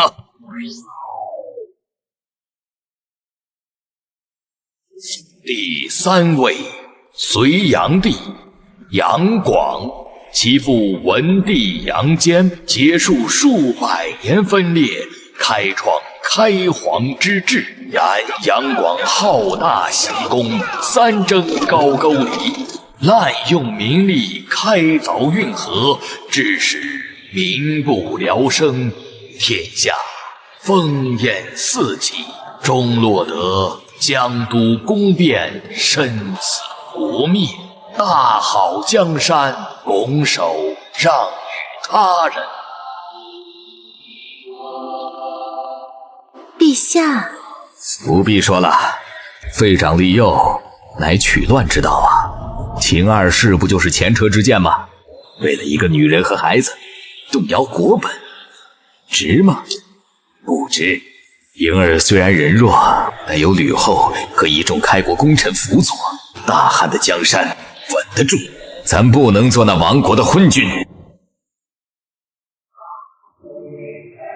传朕旨意，召集萧何、陈平、周勃，商议北击匈奴，稳固边疆之事。以史为鉴，可知兴替；以史为镜，方能长治久安。华夏5000年，兴衰皆有因，且看后续新篇。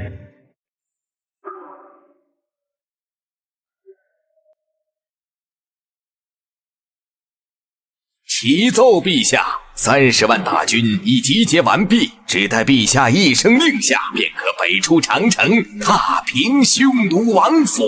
不急，朕要的不是一时的胜利，而是长久的安宁。父皇所言极是，临者兄计也。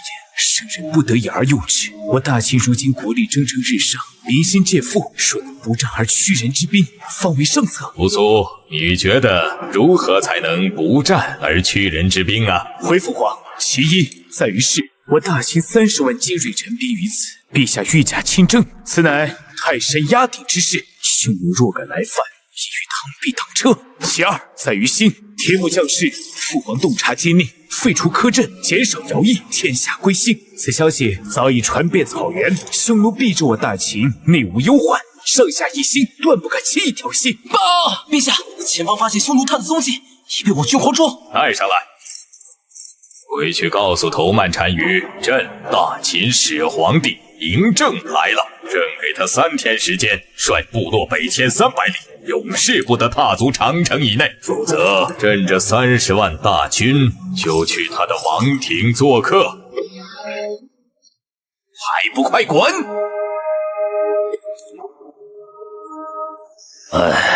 嬴政御驾亲征，摆明了是要跟我们决一死战。我们若战，就算能胜也是惨胜。到时候西边的越氏，东边的东胡会放过我们吗？留得青山在，不怕没柴烧。传我命令，所有部落即刻拔营，向北撤退。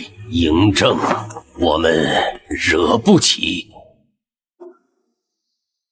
扶苏，你看这天下是打出来的，也是守出来的，仁义要有，但必须有雷霆手段作为支撑，否则便是待宰的羔羊。儿臣明白了，父皇今日为儿臣上的这一课，胜读10年书，对待豺狼唯有猎枪。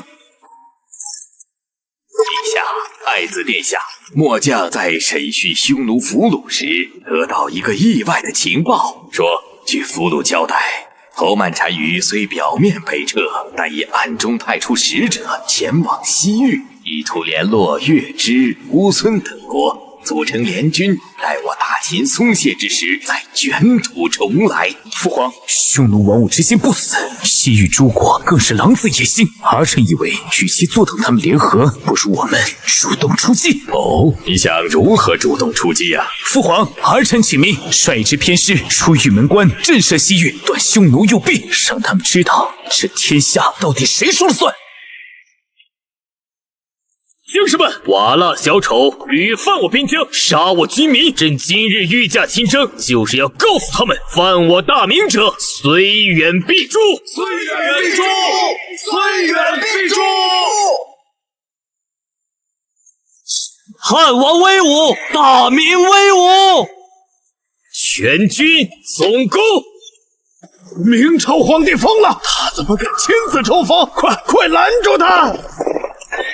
陛下饶命！都是阿鲁台那个蠢货蛊惑我，我愿意献出牛羊万头，战马1000匹，只求皇帝陛下能饶我一条狗命。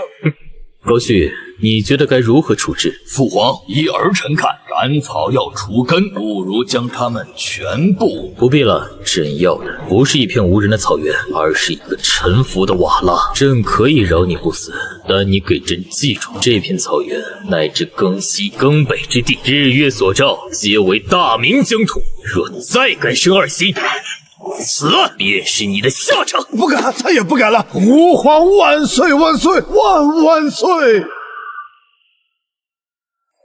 启禀陛下，8百里下级，讲南阳诸国对我大明使臣无礼，口不上传，杀我子民。他们自视天高皇帝远，扬言我大明水师不过是内河里的舢板，永远到不了南阳。岂有此理！一群南蛮倒夷，也敢挑衅我天朝神威！父皇，儿臣请战，愿率水师荡平南阳。水师。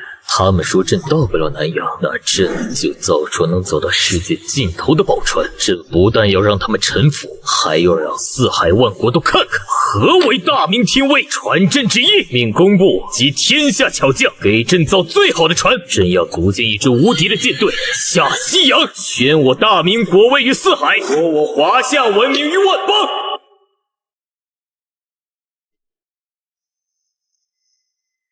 启禀陛下，淮南王英布反了，他自称皇帝，骑兵10数万，正向北而来。英布死了，陛下待他不薄，竟敢谋反！陛下，因故骁勇，不可小觑。为今之计，需陛下愈加亲征，方能稳定军心，一战定乾坤。好一个英布！朕给他王位，他坐不稳，偏要去坐那龙椅。朕自起兵以来，什么场面没见过？传朕旨意，朕要亲率大军去会会这个朕亲手封的淮南王，看看他的刀还利不利。陛下威武，大汉必胜！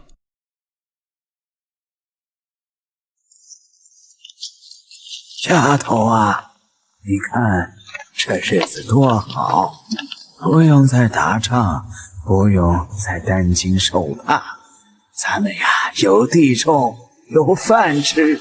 爷爷，是皇帝爷爷让我们过上好日子的吗？是啊，当今陛下不让咱们老百姓多缴税，也不让咱们去服苦役，让咱们好好种地过日子，这就是好皇帝呀！可不是嘛！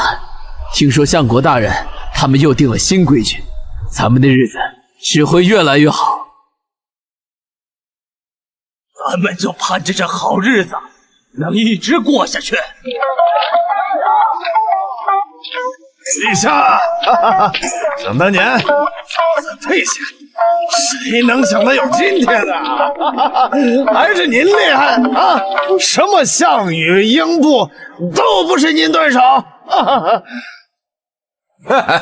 你这憨货就知道打打杀杀。陛下，如今叛乱已平，国内推行休养生息，律法制度日益完善，国库建丰，百姓安乐，此皆陛下之功。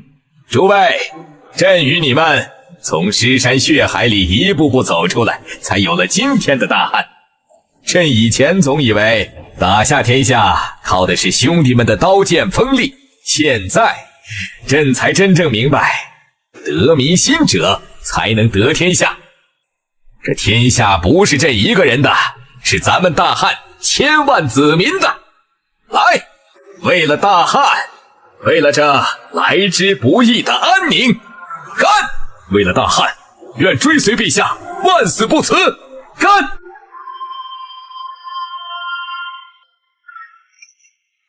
启禀陛下，北境800里加急。讲。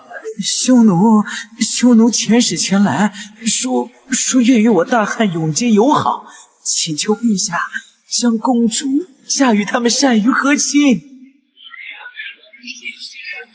和亲？这是是好还是试探？朕的大汉是战还是和？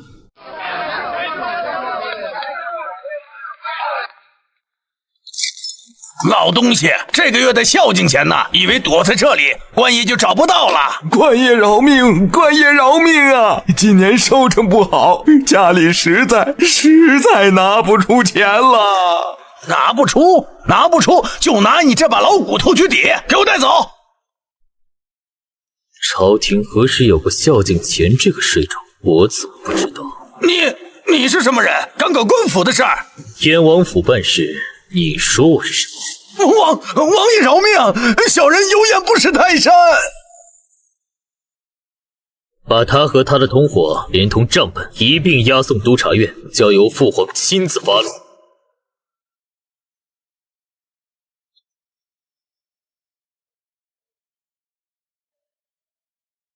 咱刚把蒙古人赶跑，让百姓过几天安生日子，你们这群蠹虫就这么挖咱的墙角，喝百姓的血！陛下息怒啊！臣等也是一时糊涂。单看你们精明的很呐！从上到下，官官相护，沆瀣一气。你们刮来的民脂民膏，够养活多少军队，够赈济多少灾民？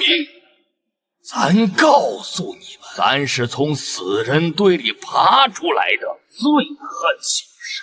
这贪官污吏，按咱的旨意，凡贪污60两以上者，一律处斩。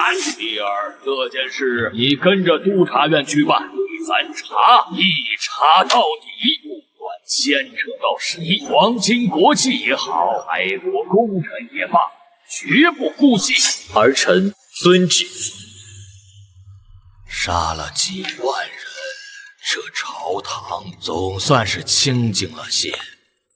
父皇，雷霆手段虽能震慑一时，但长治久安还需从制度上着手。儿臣以为可以将各地税收、官员俸禄制成御林手册与皇册，昭告天下，让百姓共同监督。你这个想法不错，让那些官员在百姓眼皮子底下做事，看他们还敢不敢伸手。咱的江山交到你们手上，咱才放心。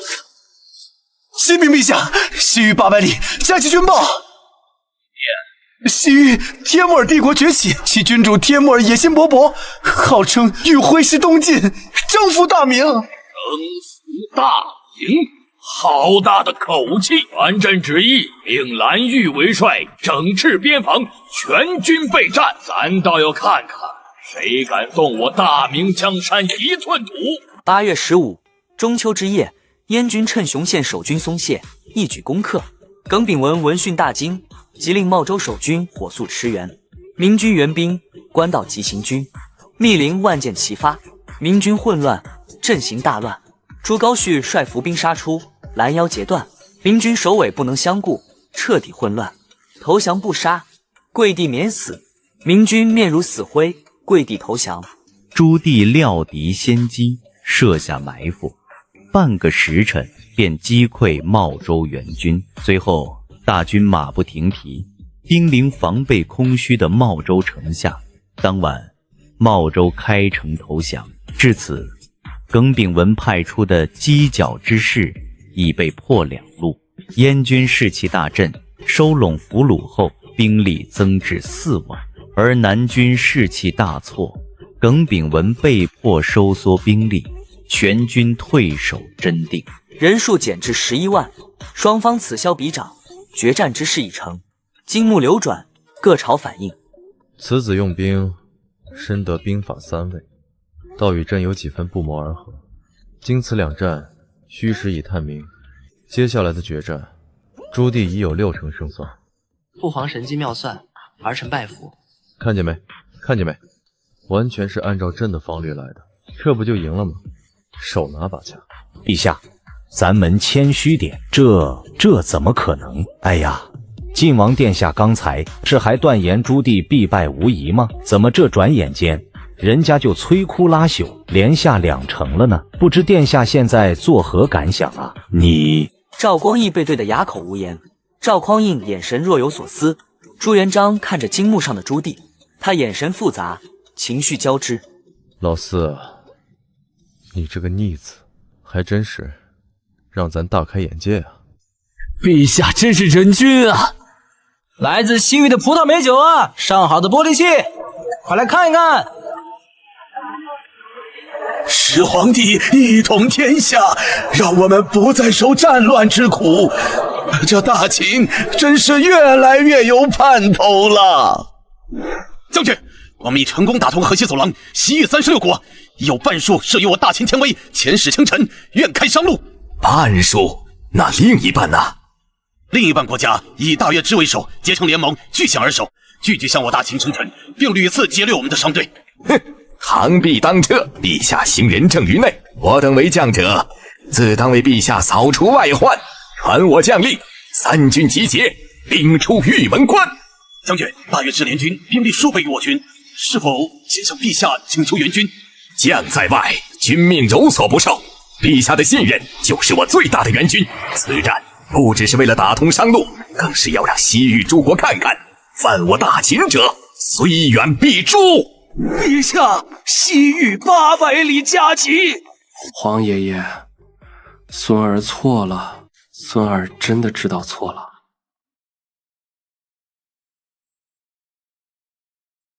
此刻，朱元璋心里已经拔凉拔凉的了。他终于明白，为什么这里会有他这个大孙子的一席之地了。就这表现，不是败家子是什么？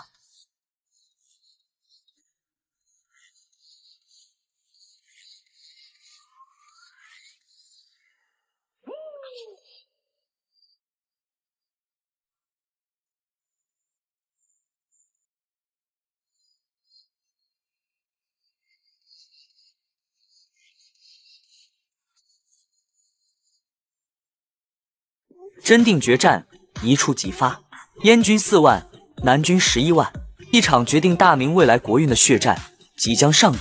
擂鼓进军，擂鼓进军。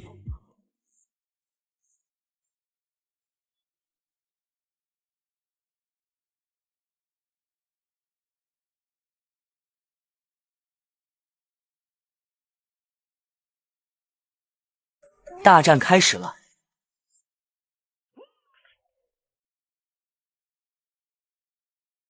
放弃支援西域，全军转向。王败将军，你率10万精锐上到阴山，截断匈奴后路，朕想让他们有来无回。将士们，随朕正面迎敌，把匈奴人给朕打回去。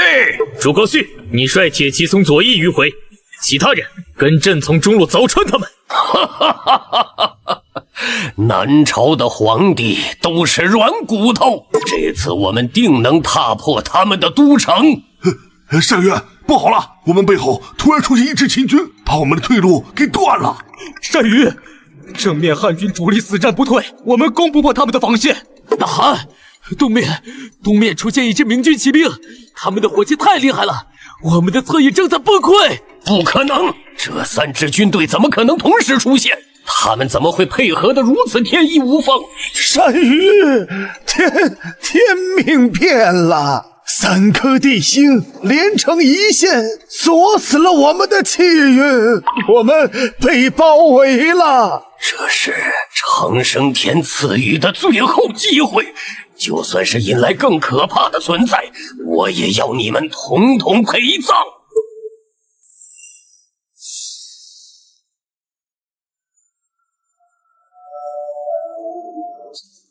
那是什么鬼东西？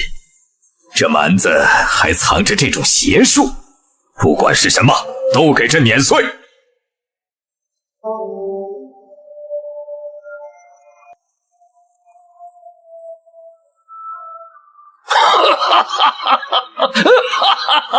看到了吗？南朝的皇帝们，这是长生天赐予我的无敌大军，你们都要死！给我杀，踏平他们！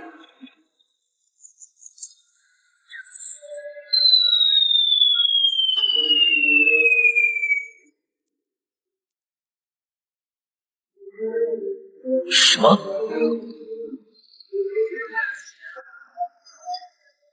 这帮人是铁打的吗？废物！诸葛绪，带神机营后撤，调整阵型，不要跟他们硬拼。父皇，这帮怪物火力太猛了，那就用骑兵的速度拖住他们，给朕争取时间。快，传令全军结援阵，用盾牌顶住，弓箭手抛射，边关转头，覆盖那片区域。王败将军，分出一半兵力从侧翼袭扰，不要恋战，用气势牵制他们。他们的家太后，射马。父皇在前线死战，后方绝不能乱。传朕旨意，立即从关中调集粮草军械，不计代价送到前线去。国库还有多少存粮？全部调拨出来，告诉户部，朕要钱给钱，要人给人。无论如何，必须保圣爹和二爹的补给。这帮狗娘养的，到底是从哪个石头缝里蹦出来的？没完没了了！他们的铠甲和武器是关键，必须找到弱点，否则我们会被活活耗死。落在他们的关节和战马的眼睛。但更重要的是那个洞，不把它关上，来多少人，我们都得死。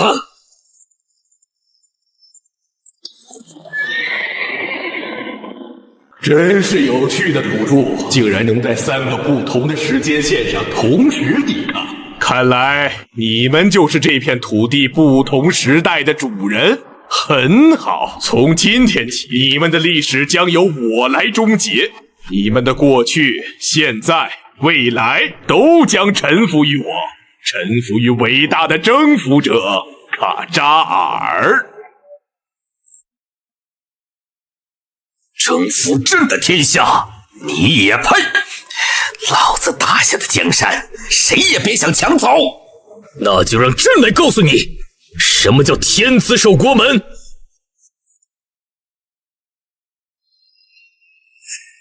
决战之时已至，无需再有任何保留。干他娘的！老子倒要看看，是他的骨头硬，还是我们汉家儿郎的刀利。传真旨意，神子营准备，目标敌军主帅。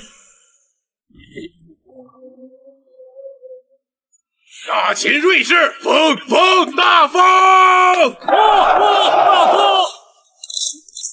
放！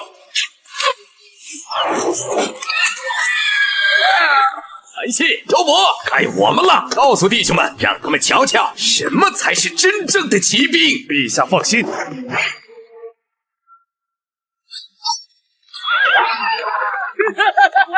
痛快！兄弟们，杀一个够本，杀两个赚一个！这狠狠的轰！开火！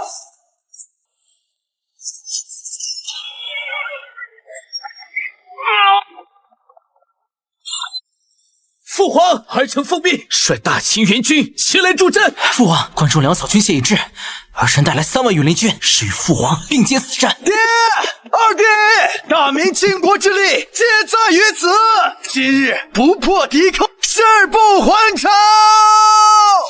好，不愧是朕的儿子！哈哈哈哈哈！臭小子，总算没给老子丢人！哈哈哈哈哈！好，我朱家二郎当如是。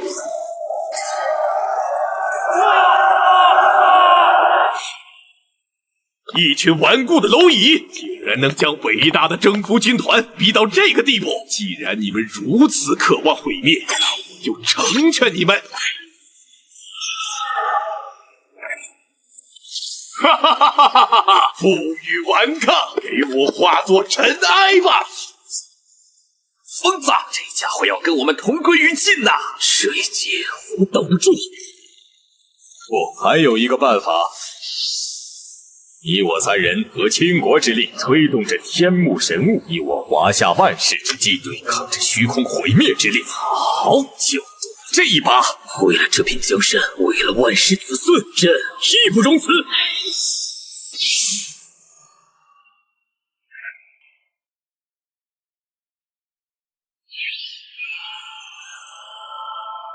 以朕之名，聚大秦瑞士之魂，筑不落之长城；以朕之名，集大汉雄风之魄，定天下之安邦；以朕之名，和大明威武之势，扬国威于四方。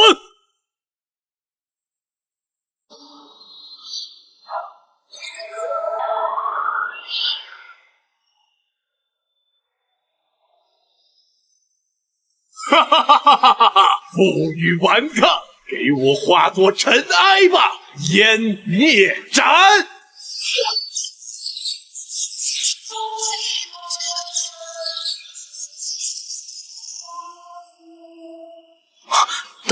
挡住了！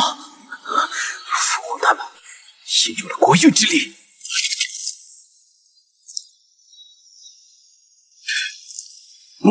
不可能！区区一个低等文明的土著，怎么可能抵挡伟大的湮灭之力？全军听令，反攻！将士们，随朕杀！犯我华者，虽远必诛！全军总攻！不能让他们就这么跑了！穷寇莫追，当务之急是关闭这条通道，永绝后患。郑哥说的对，这东西开着，终究是个祸害。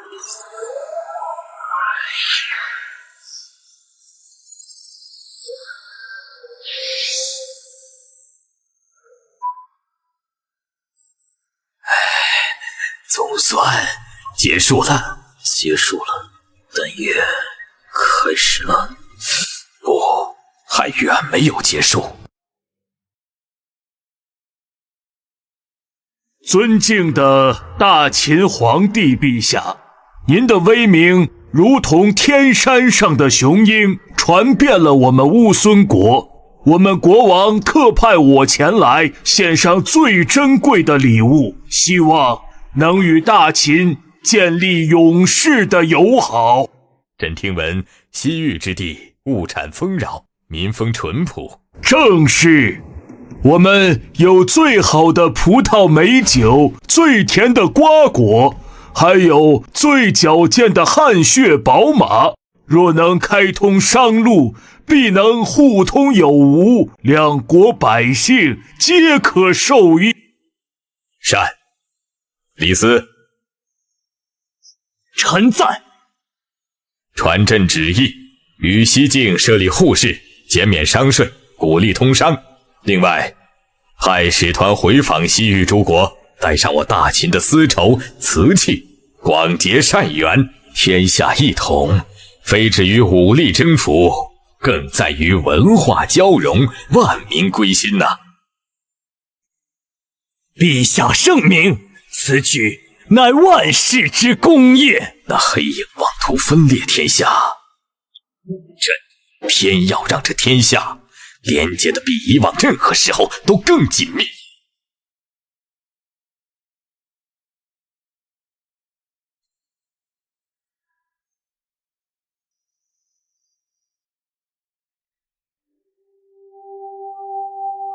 郑和，此去西洋，路途遥远，风高浪急，你要多加保重。请陛下放心，臣定不辱使命，宣扬我大明国威，带回四海奇珍，打通海上丝路。那妖人想从路上渗透，朕便从海上破局。朕要让普天之下都知道我大明的强盛与富饶，更要让他们明白，与大明交好方是正途。去吧。臣遵旨。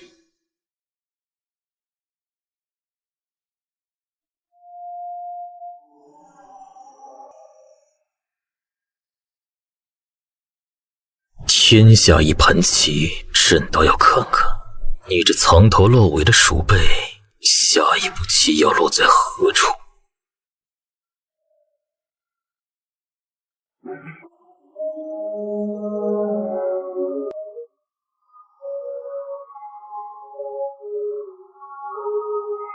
重建革新，真是可笑！你们越是想要创造一个太平盛世，我就越是要将它撕得粉碎。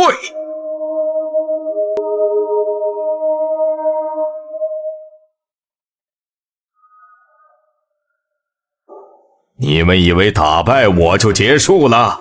不，这只是开始。战争的伤疤，民间的怨气，权力的缝隙，这些都将是我最好的养料。等着吧，一场新的风暴很快就会到来，比上一次更猛烈。公子、将军，帐外有一人自称有要事求见，形迹可疑。带他进来。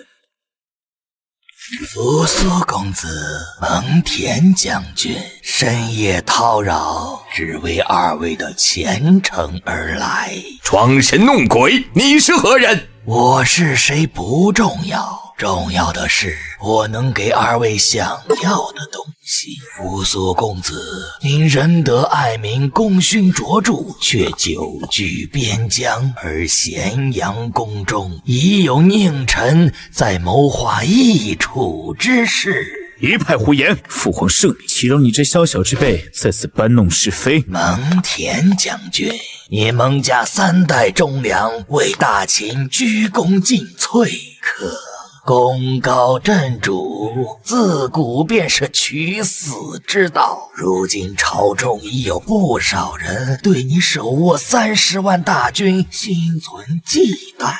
哼，我蒙恬一生忠于陛下，忠于大秦，心中无愧，何惧人言？于中嬴政刚愎自用，焚书坑儒，早已失了人心。扶苏公子，只要你振臂一呼，天下必将响应。届时你为新君，蒙恬将军便是从龙第一功臣。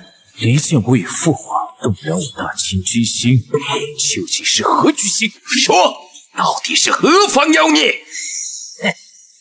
真是可惜，此人绝非寻常奸细，必须立刻将此事禀报陛下。什么人？淮南王，他只是在利用你。等他皇位坐稳，第一个要除掉的就是你这个功高震主的弟弟。先下手为强，后下手遭殃。只要你起兵，我便助你策反长安守军，里应外合，大事必成。哈哈哈哈哈！好，说得好。你说的对，我凭什么要屈居人下？来，我们共饮此杯，共谋大事。好一个共谋大事！朕的好弟弟，你这是要谋你大哥的江山吗？大哥，皇兄，你可算来了！这妖人蛊惑我谋反，我假意与他周旋，正准备将他就地擒拿，献给皇兄啊！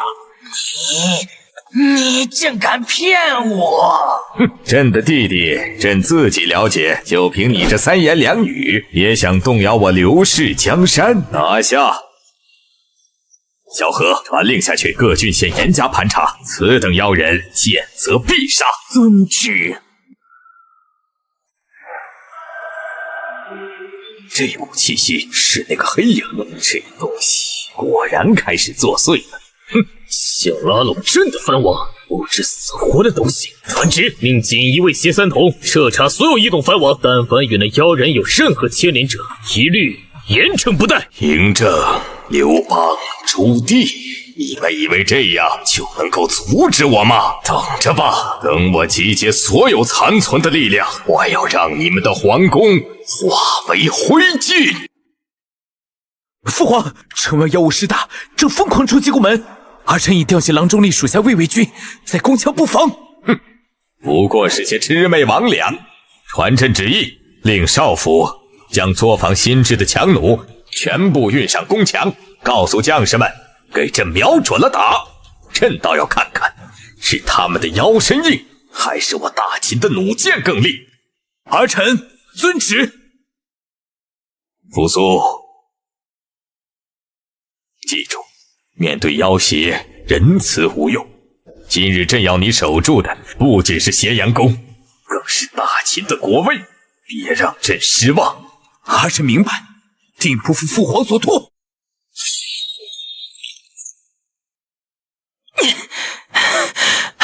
父亲，宫门快要顶不住了，这些东西根本杀不完。你的身后是长乐宫里的太后，是你的母亲，是你未来的江山。今天我们要是退了，明天这天下就不是我们刘家的了。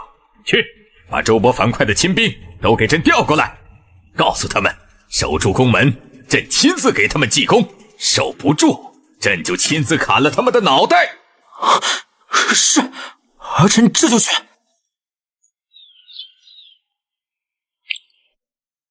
父王，东华门失守了，妖人正向奉天殿涌来，您快些退入内宫吧。国志，看清楚了，这就是帝王之战，你将来要做的就是这个位置。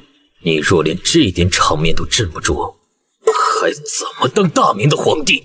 传令人机营，给朕用火炮轰，把这些杂碎全部轰成齑粉。儿臣遵旨。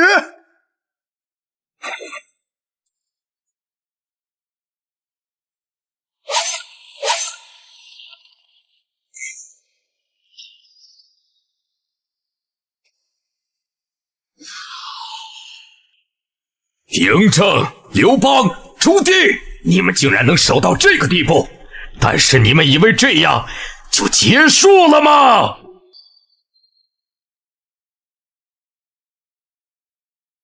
想同归于尽，痴心妄想！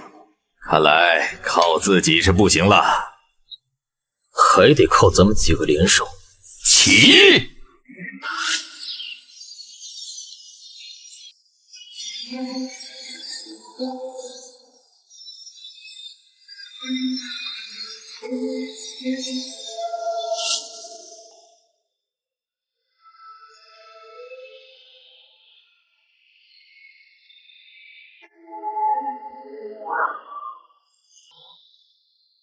朕的天下季荣尔等宵小放肆，一个残头漏尾的鼠辈，也敢妄言毁灭！朕倒要看看，是你的妖术厉害，还是我大明的江山更硬？不可能！你们3个相隔1000年，为何力量能融为一体？哈哈哈哈哈！嬴政老哥，看来咱们还得再加把劲儿啊！少说废话，一鼓作气灭了他！华夏龙脉，岂是你能撼动？去！汉家天下，威加海内，天子守国门，日月昭大明。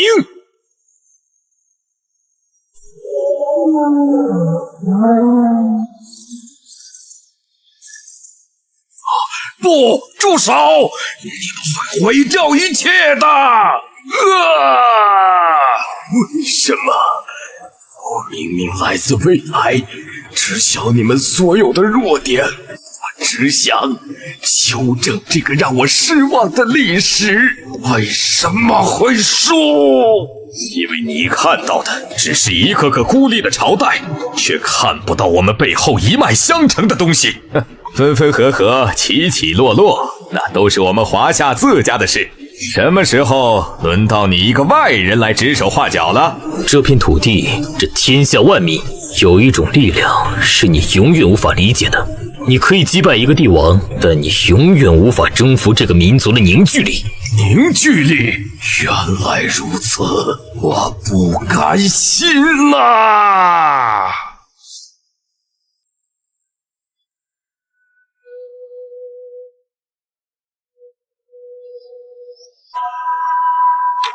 这是合体了！这玩意儿想干什么？哎，这又是哪儿啊？听着动静不小啊！一股从未感受过的强横的帝王之气。管他是谁，敢来，朕便敢战！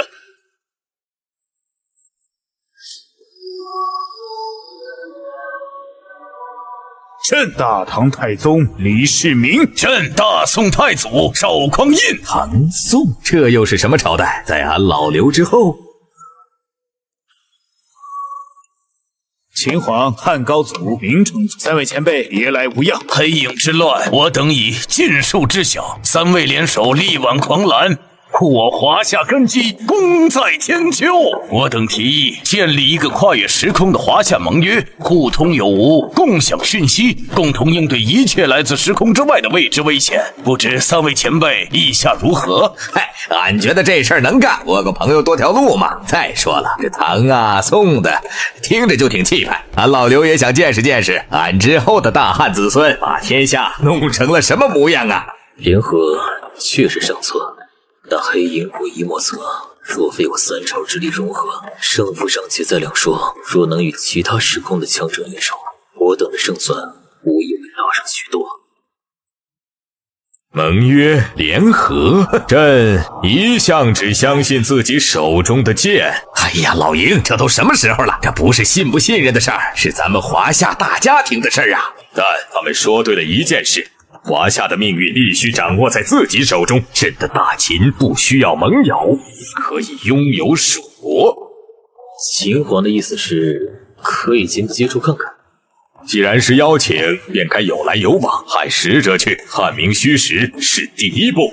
得派个机灵点、胆子大的过去。俺这儿，萧何、陈平都能去。我大明、姚广孝、夏元吉皆是国之栋梁，可担此任。朕的使者李斯足矣。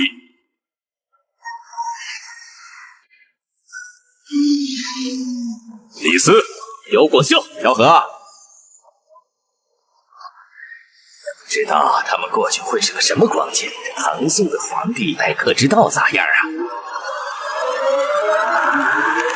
哇！怎么回事，萧何？混账！敢伤我大明使臣！李世民和赵匡胤竟敢耍诈，这是鸿门宴呐！很好，看来有些人需要朕亲自去外会一下。犯我华夏天威者，虽远必诛！俺老刘倒要看看是哪个不长眼的，敢在咱哥仨面前摆谱。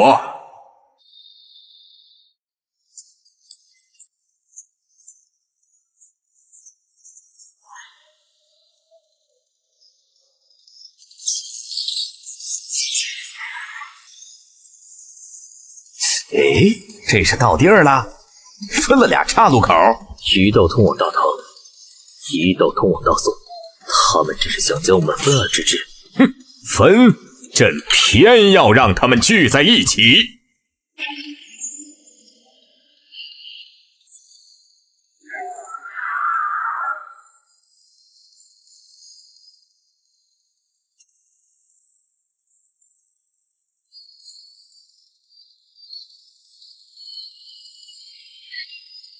狂鹰，这是何故？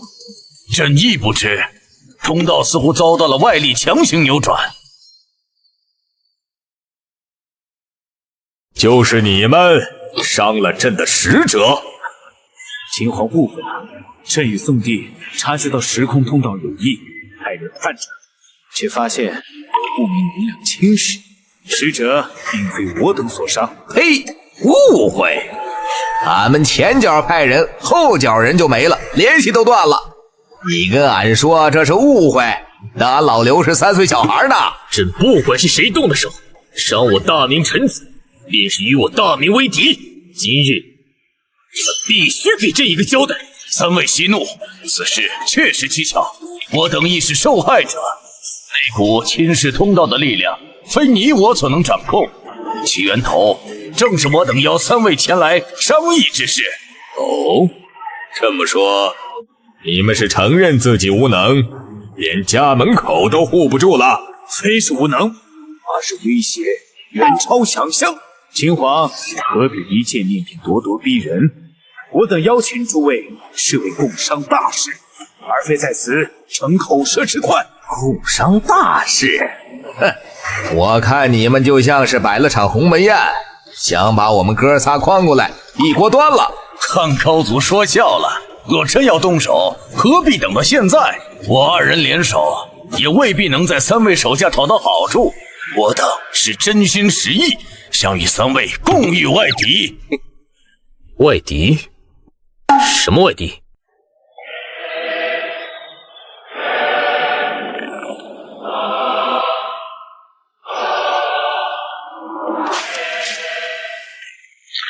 这就是我们共同的敌人——时空崩塌。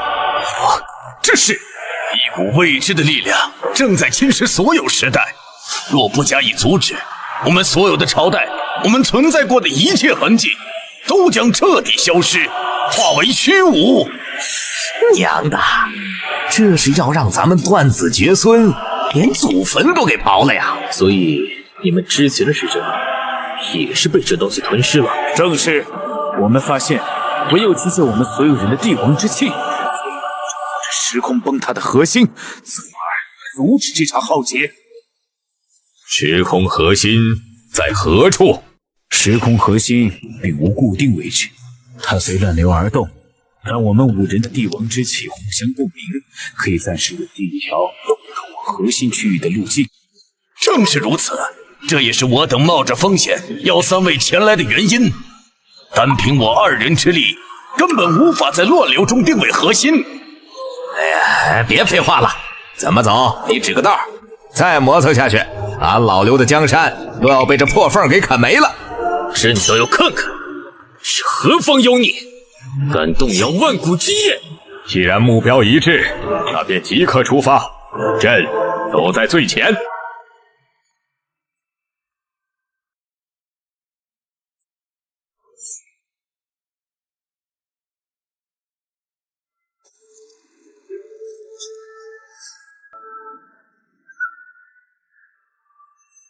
是时空乱流，这些只是历史的投影，并非真实。但若被卷入其中，同样也会受到波及。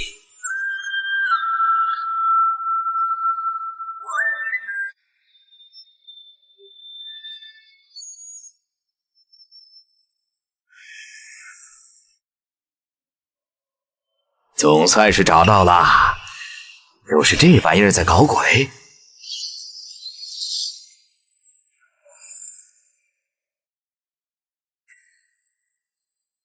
什么东西？这股气息和之前袭击使者的力量一模一样。他在吞噬时空核心。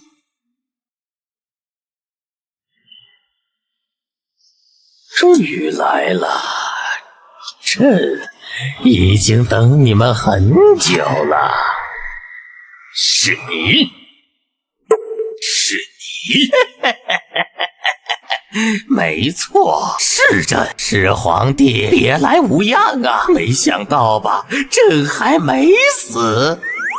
平华，你认识这玩意儿？这股气息似乎并非人间。常年朕以传国玉玺镇压，本以为你早已魂飞魄散，没想到竟逃到了此处，苟延残喘。苟延残喘？不，朕是在等待一个机会，一个彻底颠覆一切的机会。你以为你赢了吗？你镇压了朕的肉身，却让朕的意志在这时空乱流中获得了永生。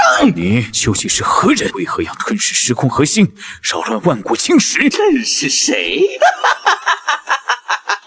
朕乃天命，朕乃历史本身，尔等不过是历史长河中的几朵浪花，凭什么决定河水的流向？朕要做的是拨乱反正，让一切回到朕所希望的轨迹。小秦，够了，月，你的复仇到此为止了。是你，你竟敢出现在朕的面前！你这个窃贼！我并非窃贼，我只是接替了你被剥夺的职责。阁下是？我乃此时空核心的守护者。诸位陛下，万古时空之所以稳固，皆因此核心，而这位曾是我的前任。前任？哦，所以这黑不溜秋的家伙是被开除了。他曾也是最尽职的守护者，但无尽的岁月让他产生了不该有的欲望。他妄图亲自修改历史，掌控所有帝王的命运，创造一个由他全权主宰的完美时代。掌控帝王命运，痴心妄想！我命由我不由天。正因如此，他被剥夺了资格，其意志被放逐到时空乱流的尽头，但他怨念不散，化作了吞噬一切的云。他引发时空崩塌，将你们召来，并非偶然。此话怎讲？他想借你们之手，彻底击碎核心，让整个华夏历史归于混沌，再由他来重塑。而我力量不足以同时对抗他和修复核心，只能引你们前来解释真相。如何修复？时空核心的力量源于华夏历朝历代的气，如今核心受损，唯有集齐所有朝代的帝王之力，共同灌注方能将其稳固，彻底驱逐云。所以需要召回更多朝代的帝王。正是五位陛下，你们是不同时代最杰出的代表，拥有开启时空通道的资格。现在，请你们以帝王龙系为引，呼唤那些沉睡在历史长河中的英魂吧。完了！你们以为朕会给你们机会吗？都给朕化为尘埃吧！诸君，华夏存亡在此一举。老子还没见过这么多皇帝凑一堆呢！干了！朕倒要看看哪个朝代的皇帝敢不来！后世子孙恭请列位先祖，为了万世江山，以始皇之霸业，汉高之雄才，唐宗之盛世，宋祖之仁德，明德之威武，开启时空之门，恭迎华夏诸帝。乘堂应召而来。朕的大汉岂容小小放肆？有趣就有如此盛会。华夏在此，尔等魑魅魍魉，安敢造次？华夏在此，尔等魑魅魍魉，安敢造次？嬴政，就算你们全都来了又如何？一群早已化为历史尘埃的孤魂野鬼！朕开拓疆土，北击匈奴，至今犹闻犯我强汉者，虽远必诛。尔等宵小也敢妄言历史？咱老朱一个要饭的乞丐，把蒙元打回草原，光复汉室天下。咱的江山是拿命换来的，你敢动一下试试？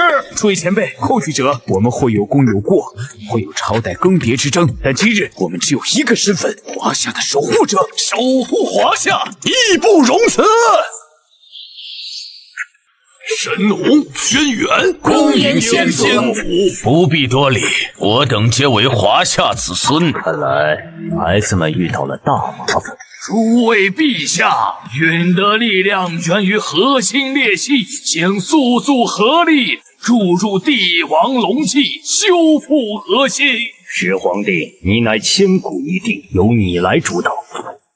诸君，无论过往有何恩怨，今日为我华夏万世基业，请助朕一臂之力。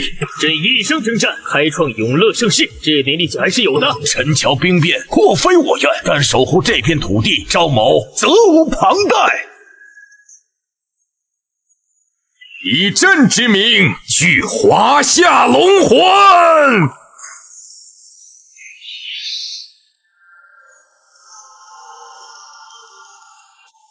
不，住手！你们这群篡位者、窃国贼，你们凭什么修复它？这是朕的复仇！成功了，核心正在稳定。这就是华夏吗？原来朕并非孤身一人，就算是死，朕也要拉着整个历史陪葬，给朕碎开！不好！谁敢在朕面前毁我华夏？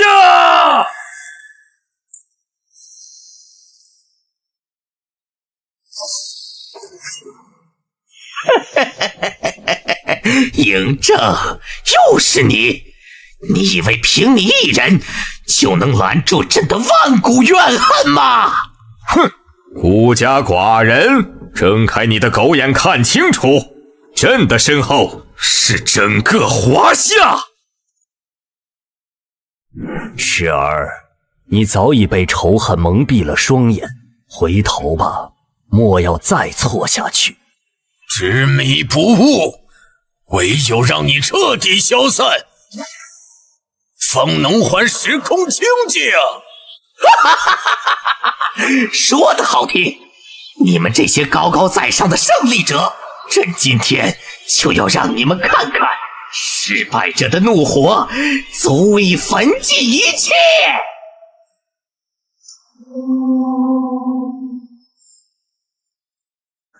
区区乱魂也敢在朕面前放肆！大汉的铁骑何在？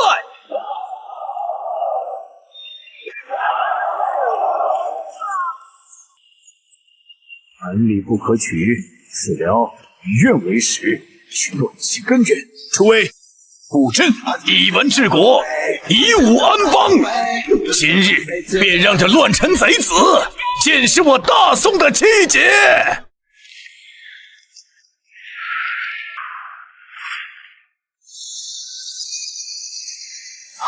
阵法，你们竟能配合得如此默契！你以为帝王只会争斗？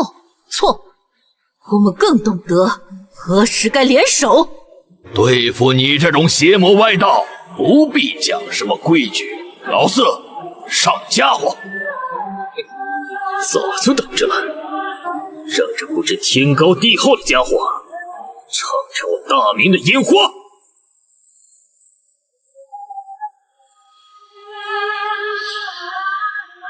师夷长技以制夷，你的力量虽诡异，却也并非无解。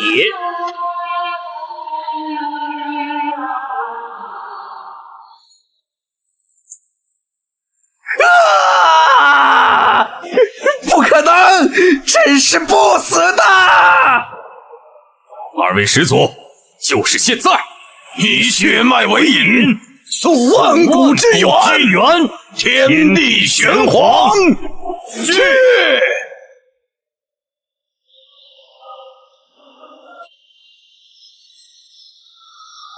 不，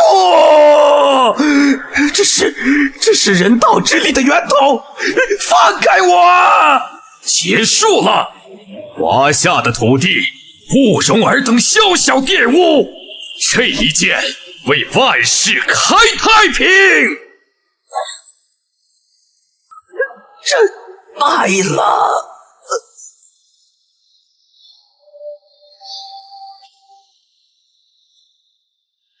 成功了，我们成功了。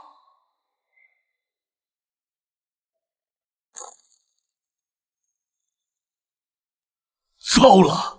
刚才嬴政陛下强行中断引导，加上最后与黑影的决战，核心的根基已经受损，他撑不住了。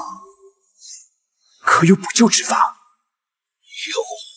只有一个办法，需要一位拥有强大龙气，并且承载着整个华夏大一统信念的帝王，以自身为祭，化作新的核心支柱，才能彻底修复它。必须有人成为新的核心，否则我们所做的一切都将毫无意义。华夏的历史将会被彻底抹去。守护者，除了始皇帝，难道别无他选吗？我大汉亦有铁骨，若需牺牲，朕愿为华夏赴死。咱戎马一生，从乞丐到皇帝，什么没见过？要死也该是咱这个老头子先上。哼，父皇说的是，我大明朝的皇帝没有孬种。够了，这天下是朕打下来的，这大一统的基业是朕开创的，朕求的是千秋万代，求的是华夏永存。如今大夏将倾，需要一块基石，除了朕，谁还有这个资格？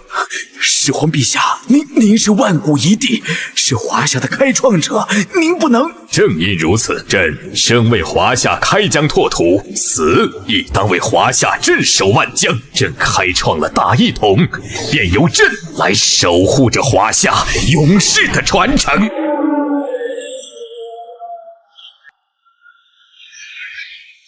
陛下，恭送始皇陛下！朕的后辈们，这万里江山，这万世太平，就交给你们了。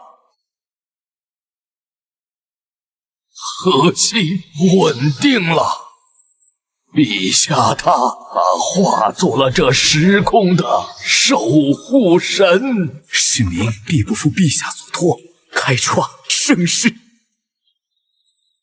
大汉会记住今日。好小子，咱回去了，告诉那帮贪官污吏，咱老朱的刀更利了。